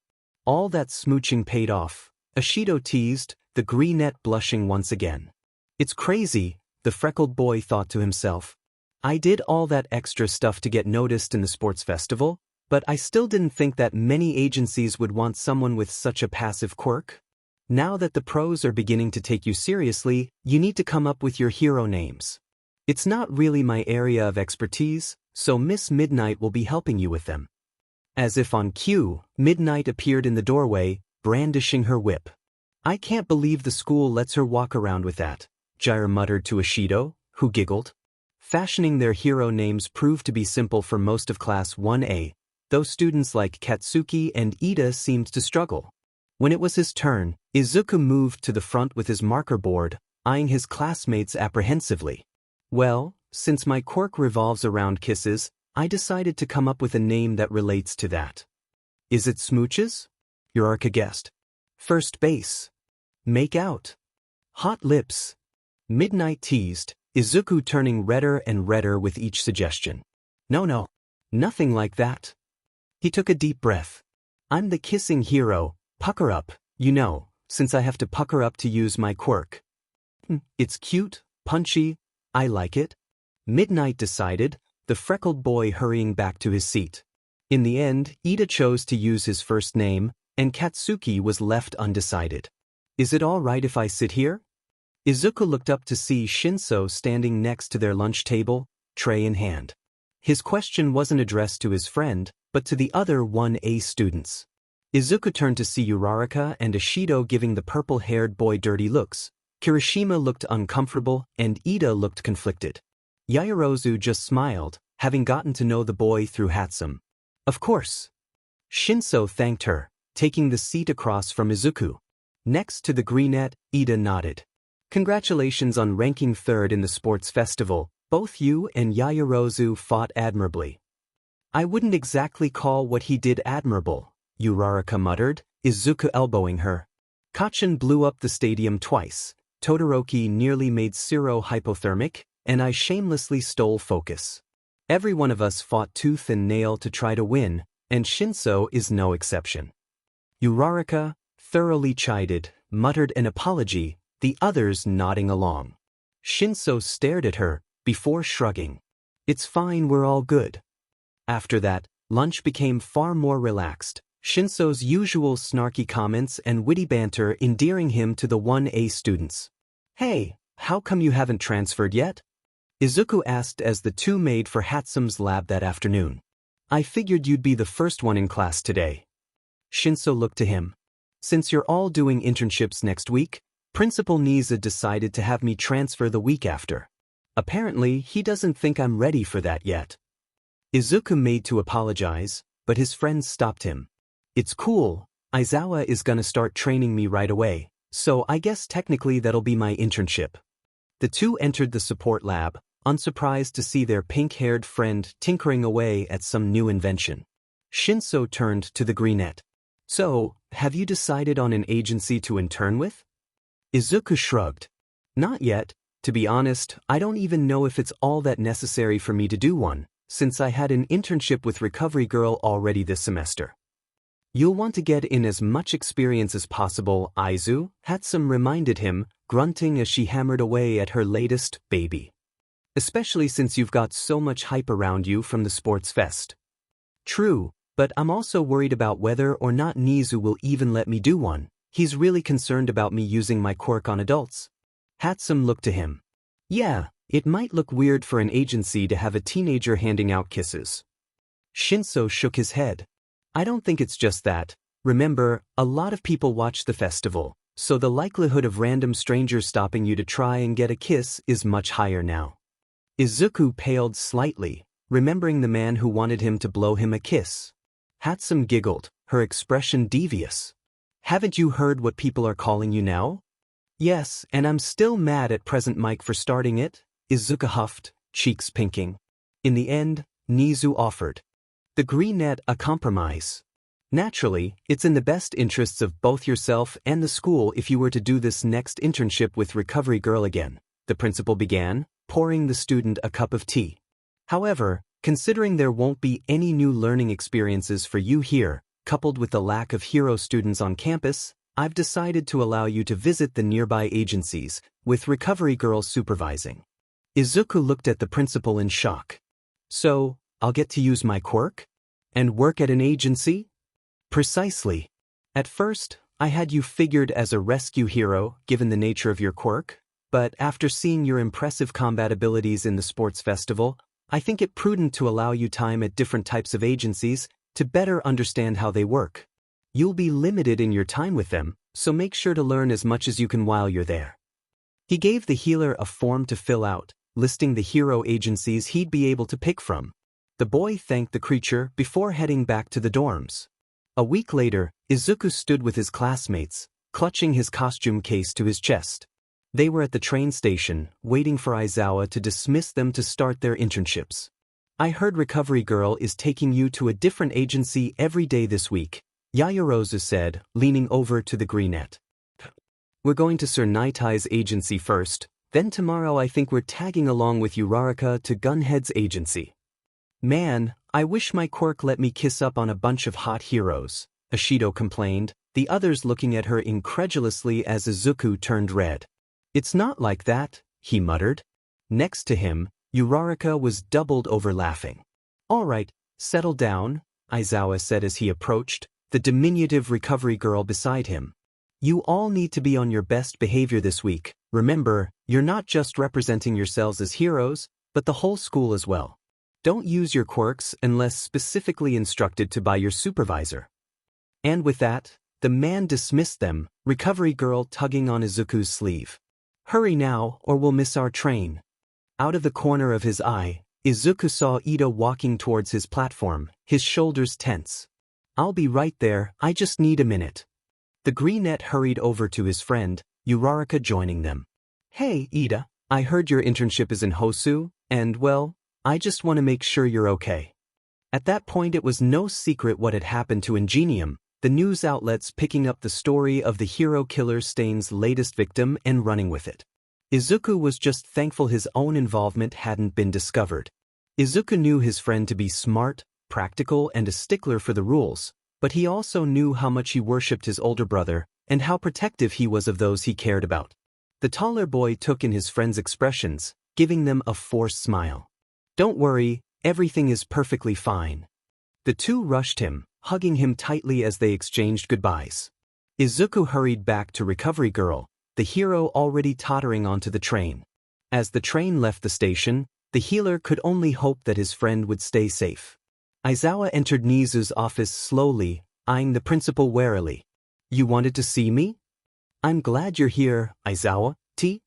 The man took the cup handed to him, staring at the brown liquid. They had a staff meeting scheduled for the next day, so whatever the creature wanted to share, it was for his ears only. I'm guessing you have some bad news? Yes, something has been recently brought to my attention, and I thought it best to tell you. The small creature frowned, locking eyes with the teacher. I must warn you, you won't like what you hear. Meeting Sir Night-Eye was a dream come true for Izuku, the freckled boy a huge fan of All Might's former sidekick. He was a stern man, but he loved a good joke, and he had plenty of them to share. Mirio has told me quite a lot about you, the hero told him as they toured the facility. I understand you have a healing quirk? Izuku nodded. Yes, sir. I can use my quirk to alter the biology of others. I mostly use it for healing, but I can use it as a sedative as well. I see. Then, if I understand correctly, you can engineer many different bodily reactions if you wanted to, yes? Paralysis, blindness, pain.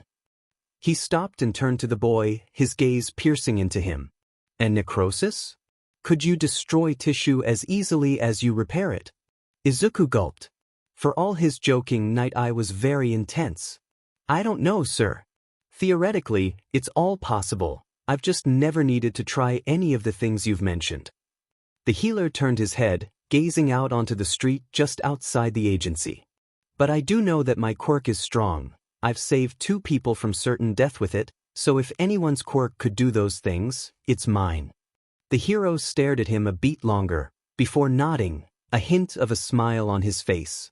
I'm almost positive you can do those things, it's part of why I asked. In order to be a successful hero, you must understand everything about your quirk, its strengths, its weaknesses, its nuance. It all must become second nature to you. I've been studying anatomy in my spare time so that I can fine-tune my abilities. Exactly the kind of thing I'd expect. You have a very keen mind. The two continued on their tour, stopping once they'd reached the staff room. It was a fairly large space with fairly little in it. There was a plain table with a few chairs tucked into it, a brown leather couch pushed against the far wall, and a coffee bar laden with different drink options. Night-Eye's second in command, the hero Centipeder, was there making himself a cup of coffee. Take, for instance, Centipeder, the hero muttered in Izuku's ear. He has a mutation quirk that makes part of his anatomy very much different than yours or mine. Could you heal him? Izuku assessed him.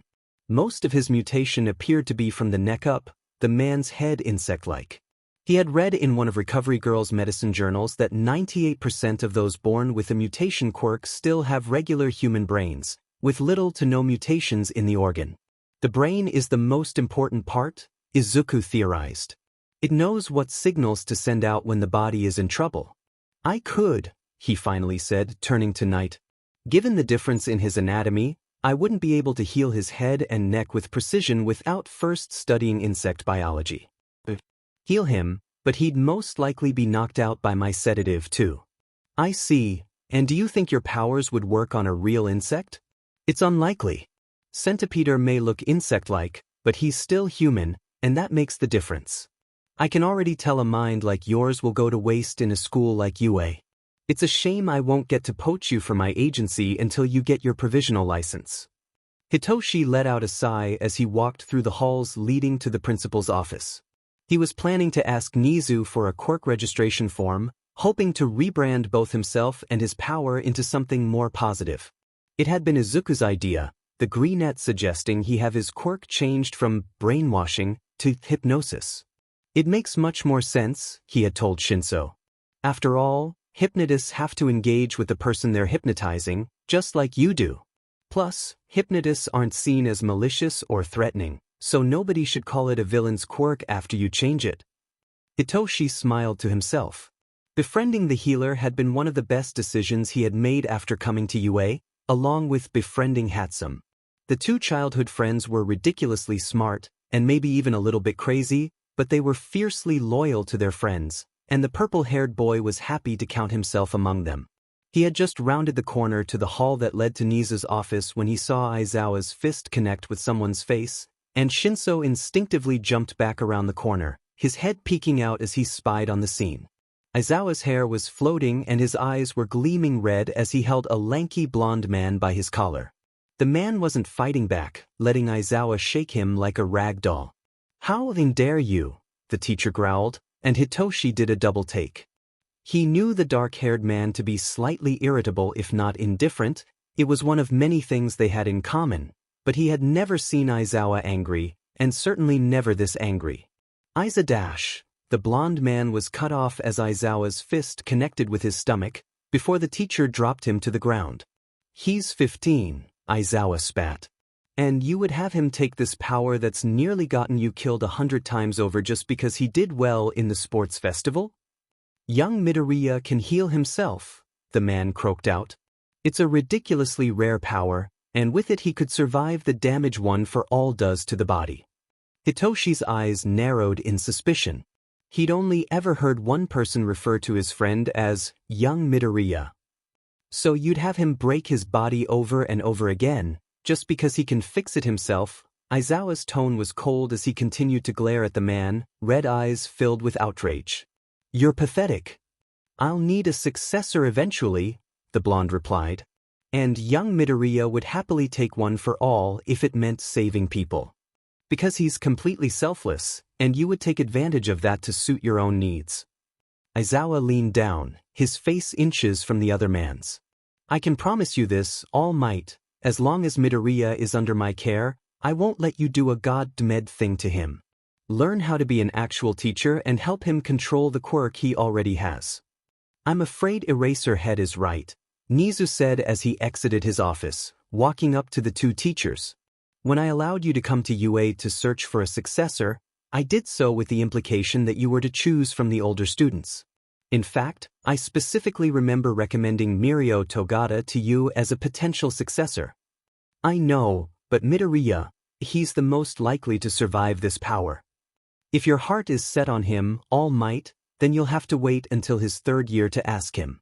And I do mean ask, since I know you can give your power to someone regardless of whether or not they want it. Aizawa's nostrils flared at the mere suggestion, but Nizu cut in. Anyways, now isn't the time to discuss this. We mustn't fight in front of the students.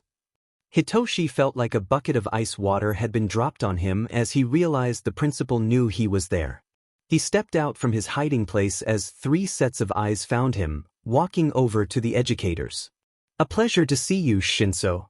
Was there something you needed?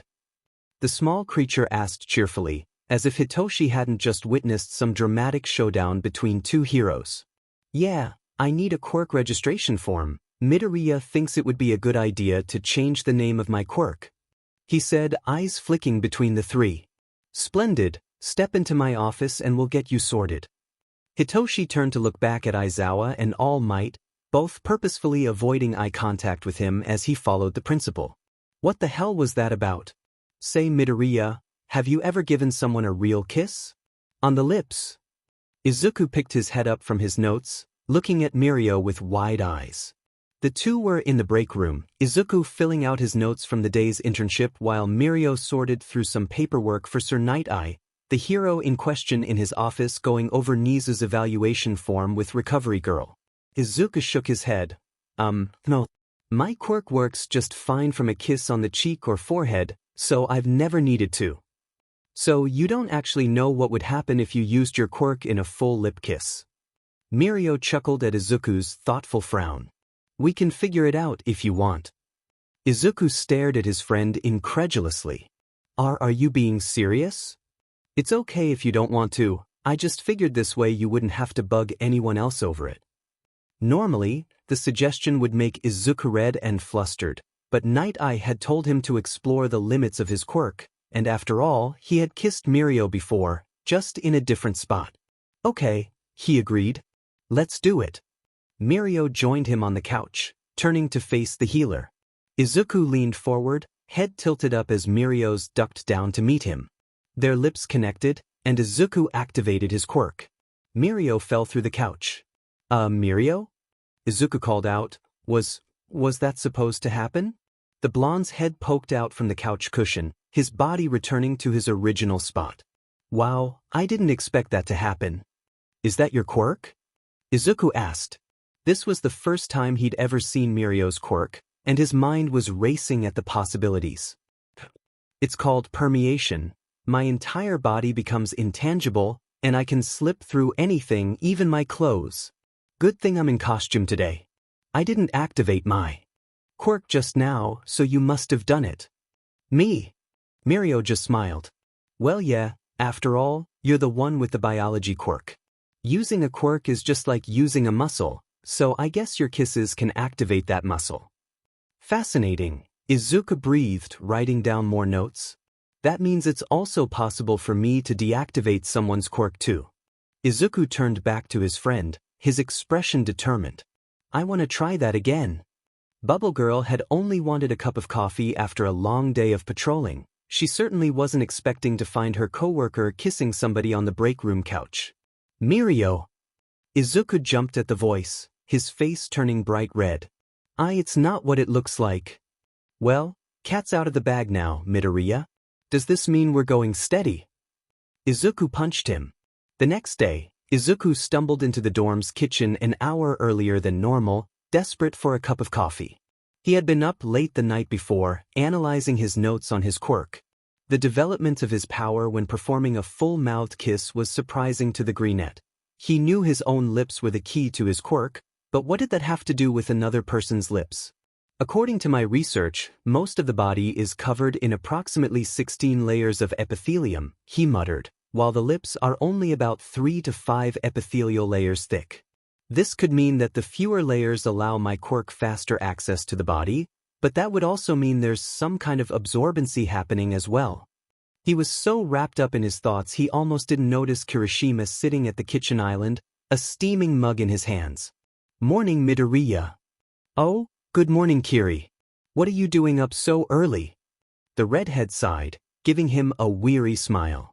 Fourth kind is super strict about punctuality, so I gotta make sure I get to the agency early if I don't want extra work today. Izuku nodded, pouring himself a cup of coffee. He took in his friend's appearance, noting that his hair wasn't in its usual spiky style yet, but instead hanging loosely around his face. It looks so soft, the greenette thought to himself.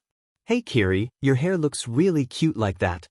Kirishima's cheeks flamed at the compliment, his eyes darting away from his friend. Really? Thanks. Izuku just smiled, sipping his coffee. As he grabbed a banana to eat on the train, he thought back to his notes. The lips also have a high number of nerve endings, which means a direct kiss could also be STMLTNG, the nervous system, as opposed to seeping into the skin. The greenette turned to his friend, his mind whirring. He could ask the redhead to harden his skin, to determine if the extra layer of protection shielded against his quirk. He took in his friend's soft messy hair and sleepy expression, and his cheeks pinked. He could always ask him later. Interning with Gunhead alongside Uraraka had been very beneficial, as Izuku was able to learn new combat moves that worked for someone his size. He was a few inches taller than Uraraka, but the moves Gunhead taught them would allow them to take on bigger opponents, closer to Ida's or Shoji's sizes. Uraraka was scarily into the exercise, gleefully taking down the hero's larger sidekicks.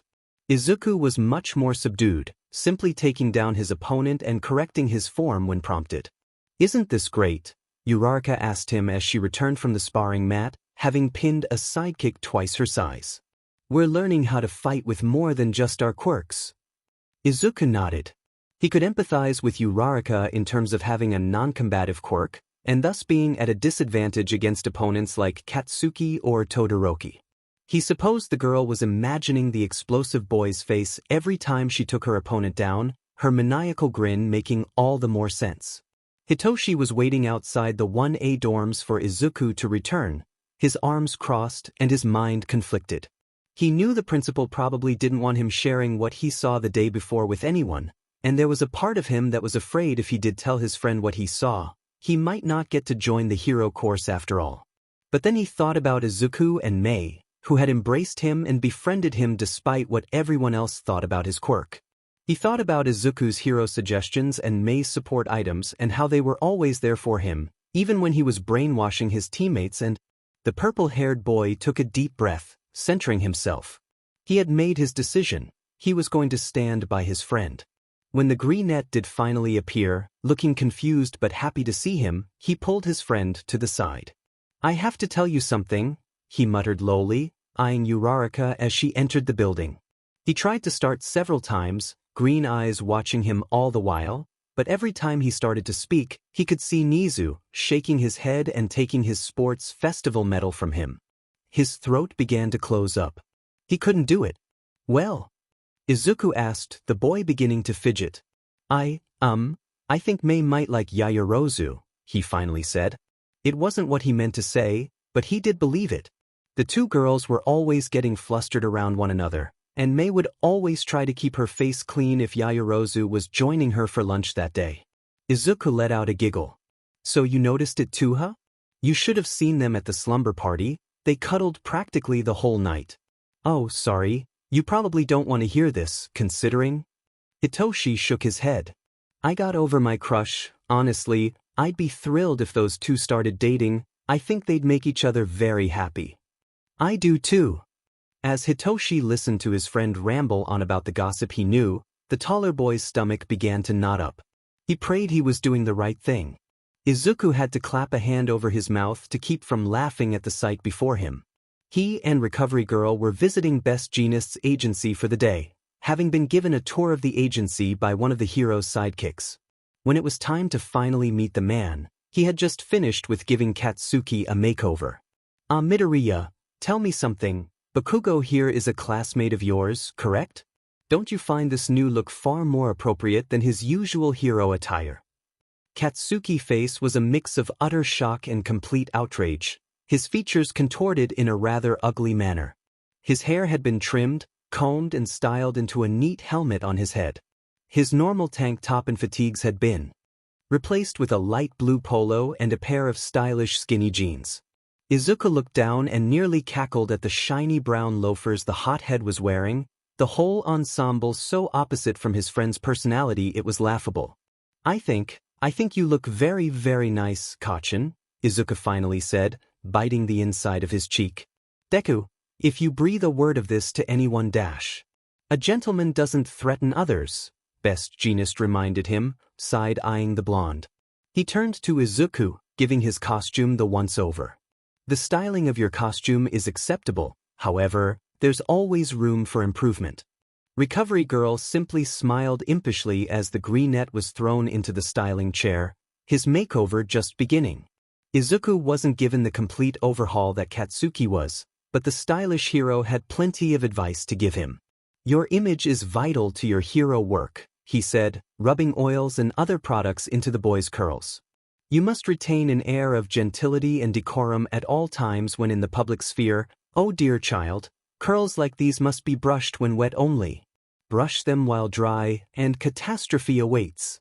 Izuku thought that Aoyama would be the perfect sidekick for the hero, and wondered why his classmate hadn't tried for the agency. I heard you've created quite the name for yourself at UA, the hero continued as he began expertly placing barrettes into the styled curls. It's a good start, but why be only UA's sweetheart when you can be Japan's sweetheart?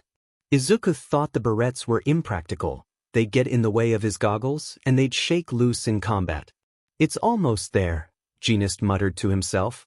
He pulled a small tube out of a cabinet, opening the packaging and handing it to the boy. Is this lip gloss? Izuku asked, eyeing the hero warily. Lip oil, he corrected. Your lips are important to your quirk, so you must keep them in pristine condition. The oil will soften and hydrate them, whilst adding a hint of shine for visual appeal. At the hero's prodding, Izuku placed a thin layer of the product on his lips, smacking them together. Behind Genist, Katsuki's hands were beginning to smoke. Excellent, the transformation is complete. Bakugo, do you see how Midoriya carries himself? You could learn a thing or two about manners from him. The hot head's eye began to twitch, his teeth gnashed together to avoid swearing at the hero. Genist then had him practice genteel behavior with Izuku, both boys' cheeks pink as the lessons continued. Take his hands softly, Bakugo, Genist admonished. A hero must be able to instill a sense of chivalry and security in citizens in need. Katsuki grumbled, but did as he was told, holding the greenette's hand and lightly kissing his knuckles. Interesting. I don't recall telling you to kiss him, Bakugo. Despite the hero's costume covering up most of his face, he managed to look smug. What the hell? You did it to Recovery Girl when they got here. Katsuki accused, his face red as he dropped his friend's hand. It's okay, Kachin, Izuku assured him. It was very nice of you to do that. The blonde only blushed harder, causing Izuku to blush and Recovery Girl to giggle from her spot in the makeover chair, pink rollers fixed to her gray hair. What a wonderful day to come to work, she said to herself, happily eating the chocolates Genist had laid out for her. Izuku frowned as he checked his phone, noting that Ida still hadn't responded to his last text message. He and Recovery Girl were waiting at the station for the next train back to Mizudafu, having finished the day's internship with Best Genist. Katsuki had been forced to stay behind, his mentor having him clean the office as punishment for once again blowing up at the hero. I'm afraid Bakugo will have to learn the hard way that being a hero sometimes means playing nice, Recovery Girl commented, rolling a peppermint in her mouth. Izuku looked to her. It's true Kachin can be abrasive, but he can be nice when he needs to be. And besides, Kachin may not always be a nice person, but he's a good person at heart. The older lady simply smiled at him, a sweet expression that said she knew something he didn't. Izuku turned back to his phone, frowning again. Ida always responds quickly, Izuku thought. He didn't want to jump to conclusions. After all, the taller boy was doing his internship, so he may be just busy. Still, the greenette was worried. Just then, an announcement came through the station speakers, stating that the train would be delayed due to damages caused by a nearby threat. Izuku could see the others waiting for the train looking to one another nervously, before full-blown panic ensued as the station began to shake. Recovery Girl gripped her student's arm tightly, pulling him out of his seat and leading him outside. We'll have to call a car, she muttered to herself, trying not to let the crowd of people jostle her too much. She turned to the boy. Midoriya, I need you to stay close by. Izuku nodded, about to reply, when a monstrous creature landed near them. It had gray skin and twisted appendages, but the most frightening thing was its head, the creature's brain exposed with two bulging eyes protruding from it. Izuku looked to Recovery Girl for permission, who simply nodded to him as she tried to get the crowd running the opposite direction. Pink mist began to roll through the air like fog as Izuku blew a kiss to the creature, the sky shimmering with it. The creature continued to stare, before picking up a car and throwing it, continuing its rampage. Just then, four heroes appeared on the scene, Izuku quickly dispelling his attack. We've got it from here, kid, stay back. One hero ordered, her expression stern as she turned back to fight the creature. My quirk didn't have any effect on it, Izuku realized with a start. Which means I'm totally useless in this fight. He turned to find Recovery Girl, but couldn't spot her among the throng of panicked civilians. As he tried to catch up with the crowd, Izuku spotted the hero manual charging towards the fight, distantly remembering Ida was supposed to be interning with him. "Excuse me," he cried out, but the hero kept running, not having heard him. Izuku got closer, hearing the man muttering about somebody running off without him. Is he talking about Ida? Izuku checked his phone again, seeing no new messages. His blood ran cold. He's going after Stain. Ida. Tenya let out a groan as Stain's sword twisted in his shoulder, the villain mocking him as he did. Pathetic. Stain mocked, pulling the blade out and liking the blood off of it, activating his quirk. In an instant, Tenya was completely paralyzed. My body, why won't it move?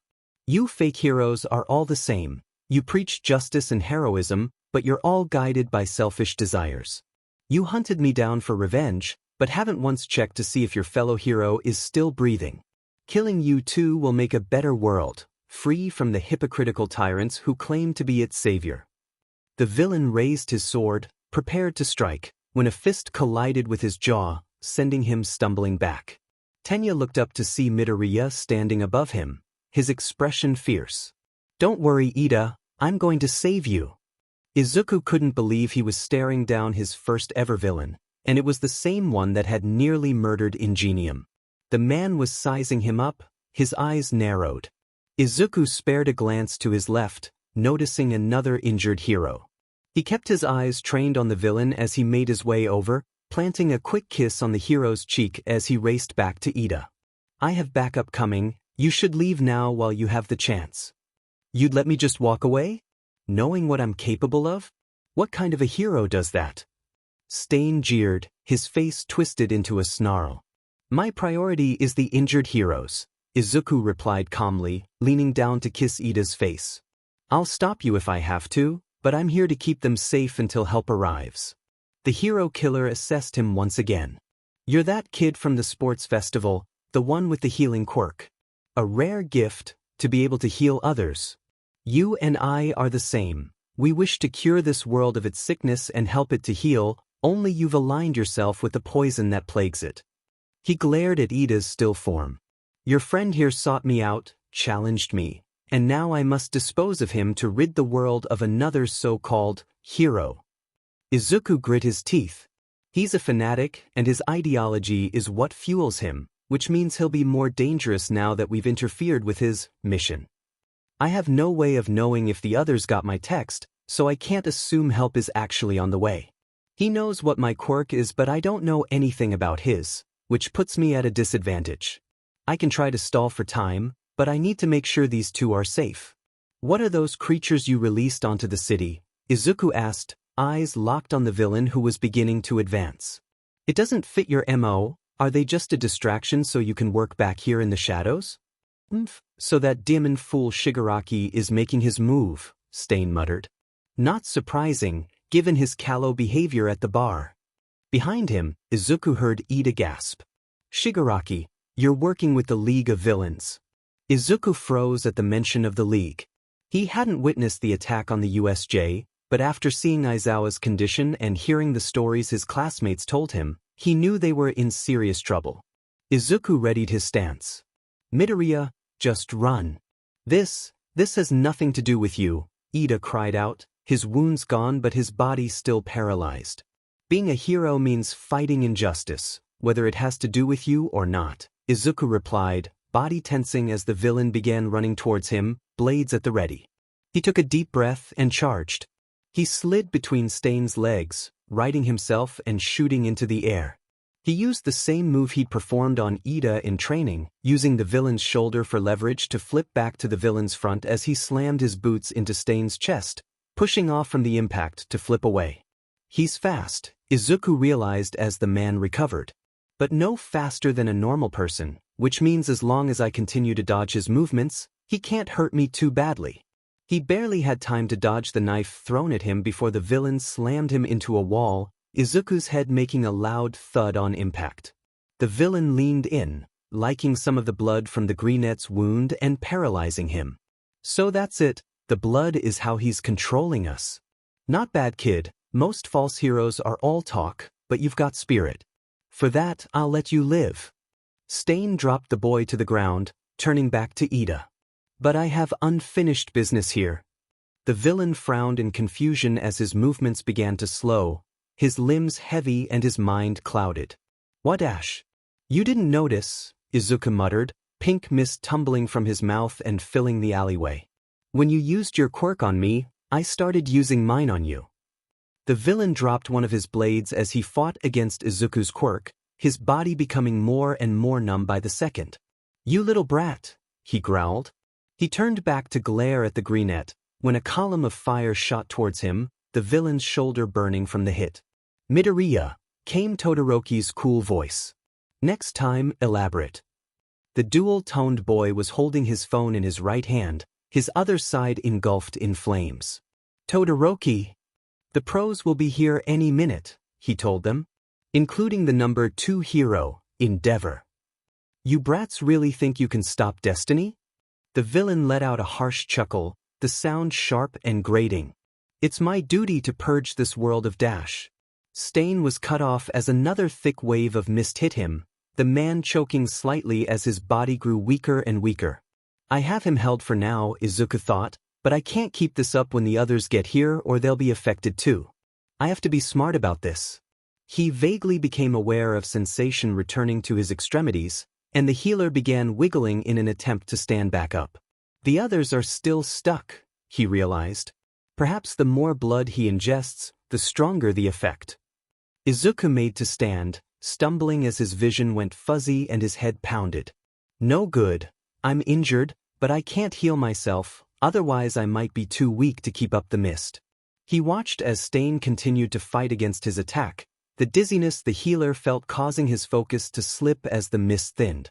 The villain righted himself, picking up his blade and forcing his body forward. He's fighting my attack, and it's becoming harder and harder to focus. I need to try a different tactic? Izuku let the mist dissipate and allowed his body to heal itself, groaning as the dizziness abated in a snap. He got to his feet, watching as Todoroki fought the villain off with fire and ice. Izuku crept back over to Ida and the fallen hero, checking them. Are you all right? The hero looked up at him. My body won't move, but I don't feel any pain anymore. Izuku nodded, before turning to Ida. Unless Ida was more hurt than I thought, he should be able to move by now, too. Unless it's not about quantity, but about category. Ida, what's your blood type? The taller boy looked at him, his eyes wild. Why does it dash? Just tell me. It's type A. And you? Type B, the hero answered. Mine's type O, Izuku mumbled before turning back to the fight. That's it, isn't it? Blood typing affects how long you're able to control someone. Clever, the villain spat, grinning as his knives embedded themselves in Todoroki's arm. You figured it out, but that information won't save you now. Todoroki shot more fire and ice at his opponent, the narrow alley engulfed by the boy's power. Izuku saw his chance and rushed forward, letting Todoroki's flames singe him as he shot toward Stain. His knuckle dusters slammed into the villain's jaw, the Greenette clenching his teeth as a knife made its way into his side.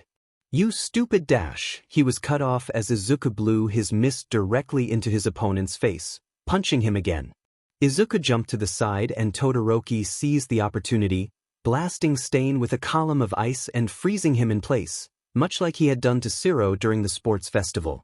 Izuku let out a sigh of relief as he saw Ida break free of Stain's quirk.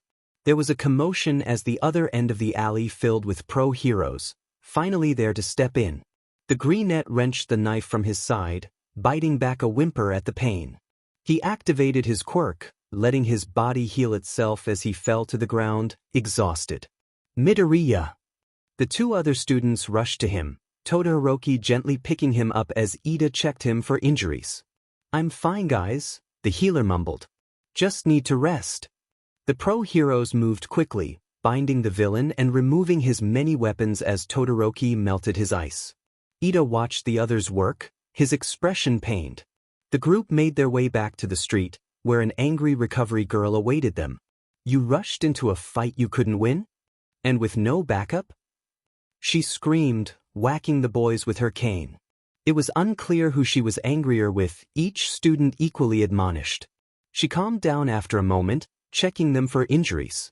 I suppose there's really no point to me doing this, she muttered, eyes flicking to Izuku.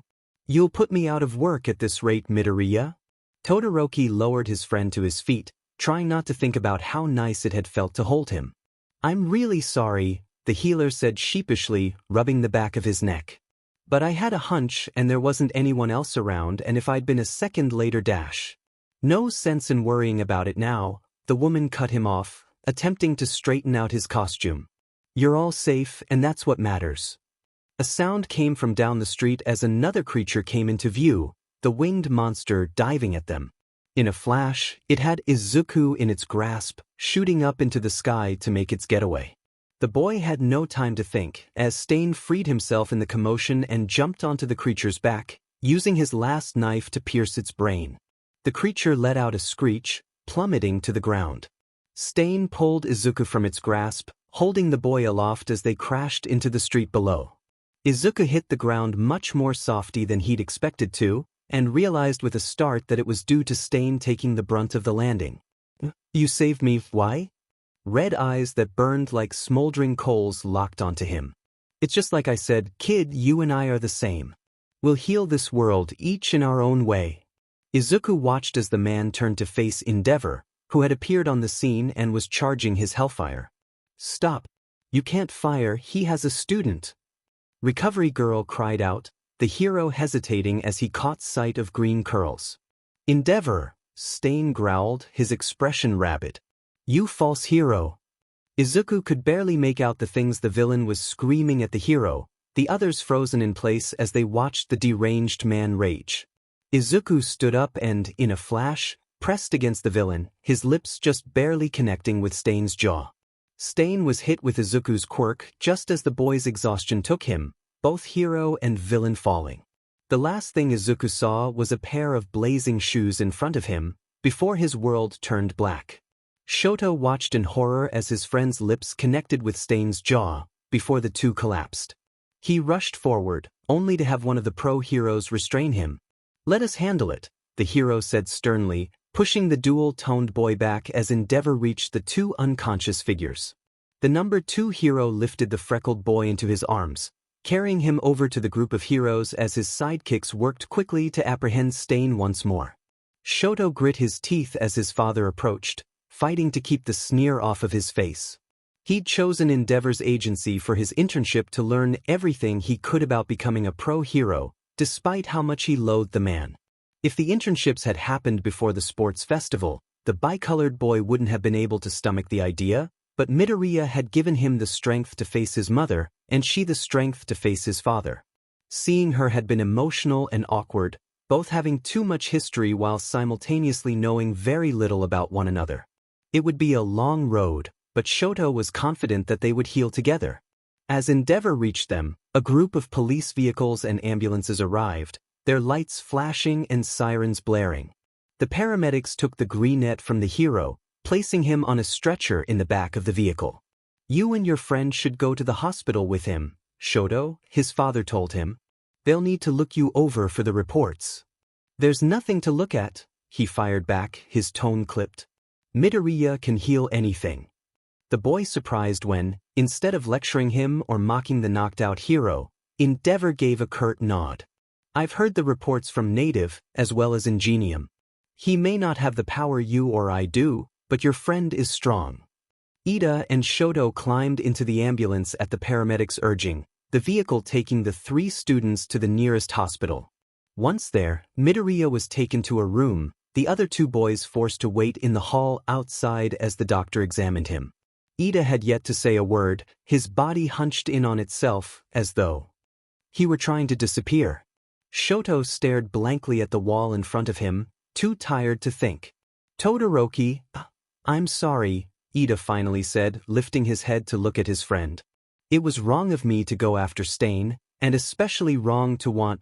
I know revenge isn't the answer, and that violence only begets more violence. I wasn't thinking clearly, and I put us all in danger because of it. Shoto looked at the class rep, assessing him. He wasn't good with words like the other study buddies were, and he was even worse with emotions, but he understood exactly how Ida felt about Stain. It's hard, he finally said, living with that darkness, trying to keep it from consuming you as you try to do good. I won't begrudge you your actions, I can't even really say I'm all that upset. No one died, the hero killer has been arrested, and I got to show my father I can be a great hero without him. His eyes flicked to the door as he spoke, his stomach churning. Though if Midoriya is seriously hurt, I will have to kick your butt. Ida looked at his friend searchingly. You're in love with him. It wasn't a question. Shoto raised his brow. Aren't you? When Izuku opened his eyes, his mouth dry and his head aching, he noticed a middle-aged doctor hovering over him, looking relieved. You're awake, the woman said brightly. Your friends will be so pleased. The door to the hall opened as Todoroki and Ida entered the room, moving quickly to his side. How are you feeling? Ida asked him softly, taking his left hand while Shoto took the right. The greenette gave them both a smile. I'm okay. I'm a little thirsty and my head hurts, but I'll be fine. The doctor nodded to him. I'll have a nurse bring you some water. Your vitals are good, but you're exhausted. You need to rest. Izuku felt himself dozing off as the doctor examined his friends, finding nothing wrong with them either. He roused himself to sip the water the nurse brought him as the doctor took her leave. You'll wait here for now. The school has been notified and is sending someone to collect all of you. Todoroki winced. Guess that means we'll be getting an earful from Aizawa. Izuku gave him a wide grin. Speak for yourself, I have an embarrassing story about Kachan's internship to barter for leniency. The freckled boy turned to his bespectacled friend, who had been silent through most of the exchange.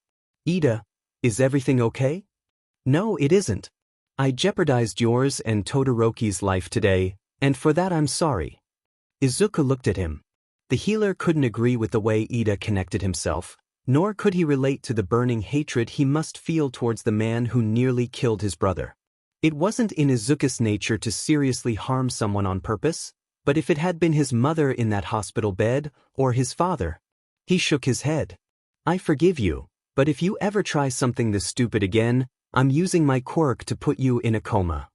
When Aizawa did finally arrive, he brought with him Principal Nizu and a man with the head of a dog. This day just keeps getting weirder, Izuku thought to himself. The dog man turned out to be the Hosu chief of police, and the healer tensed. You three acted without the permission of your mentors, hunted down a villain and used your quirks to attack him, all without a license, woof. These are serious offenses. But Sir Dash, I should be putting an end to each of your internships, he continued, as well as fining your mentors for allowing you to be so reckless. However, given that the hero killer is behind bars and no one is still injured, I've decided to look the other way. Izuku breathed a sigh of relief, noticing his friends do the same. They thanked the chief as he left, before turning to face their educators. Thankfully, there was no evidence to suggest any of you used your quirks illegally, Nizu said brightly. The ash and burn marks in the alley are being blamed on Endeavor, who's taking credit for Stain's arrest, and Midoriya's healing removed all traces of injury from the villain. Surprisingly, you three were able to cover up your own misdeeds without even meaning to. Don't encourage them, Aizawa chided, before eyeing his students. Ida, Todoroki, wait outside with Nizu. I'd like a word with Midoriya. The two left quietly with Nizu in tow, shooting glances at the bedridden boy as they did. Aizawa waited until the door clicked shut, before moving to the greenette's side. Tell me the truth, Midoriya, are you okay? He nodded. I'm perfectly fine, honest. The teacher eyed him critically. This is the second time in 2 weeks that your quirk has left you completely drained, yet I've seen you use it in class over and over without issue. Why? Izuku shifted uncomfortably. Healing myself takes a lot of energy. Before joining the hero program, I never had to heal more than a cut or a small burn on myself, which is probably why it takes so much out of me. Why wouldn't it be the same when you use your quirk on your opponents, or your patients? He shrugged. I guess, Caring for others is easier than caring for myself. There was a beat of silence before Aizawa let out a weary sigh. I can't force you to, but I'd prefer it if you canceled the internships you have planned for the rest of the week. Izuku's eyes widened, but the teacher's gaze remained firm. It's selfish of me to ask, I know, but you've been through so much recently, and I worry the toll this might be taking on your mental health. Recovery girl told me you kissed the same man that was trying to kill you, just to protect the others. That can't be good for you emotionally, kid. Izuku processed what his teacher said, mulling it over. Mr. Aizawa, when I use my quirk to heal myself, I can't sedate myself the way I do others. It's good in a way, since I can't accidentally put myself in a coma, but it means that until my wounds are healed, I feel all of that pain. I need you to understand, I don't purposefully put myself in dangerous situations because I know I can't always rely on healing my own injuries. Midoriya. Being both a hero and a healer, the freckled boy continued, sometimes means helping people even if they don't deserve it. Stain is a monster, but it's not up to me to say what happens to him. Using my quirk kept him from escaping, healed his injuries and prevented any more bloodshed. Izuku wanted to brush the hero off, to take on the rest of his workload for the week and do it with a smile, just like All Might would. But as he looked at Aizawa's concerned expression, he realized the man was right. He needed to rest, to regain his strength so he could continue to lift up others. He had to care for himself first this time, so he compromised. He tentatively placed a hand on the hero's arm. Tomorrow I have the internship with Endeavor's agency, he muttered. I'll go, and then I'll take the rest of the week off, I promise. Aizawa stared at him for a moment, before the ghost of a smile appeared on his face. Thank you, Midoriya.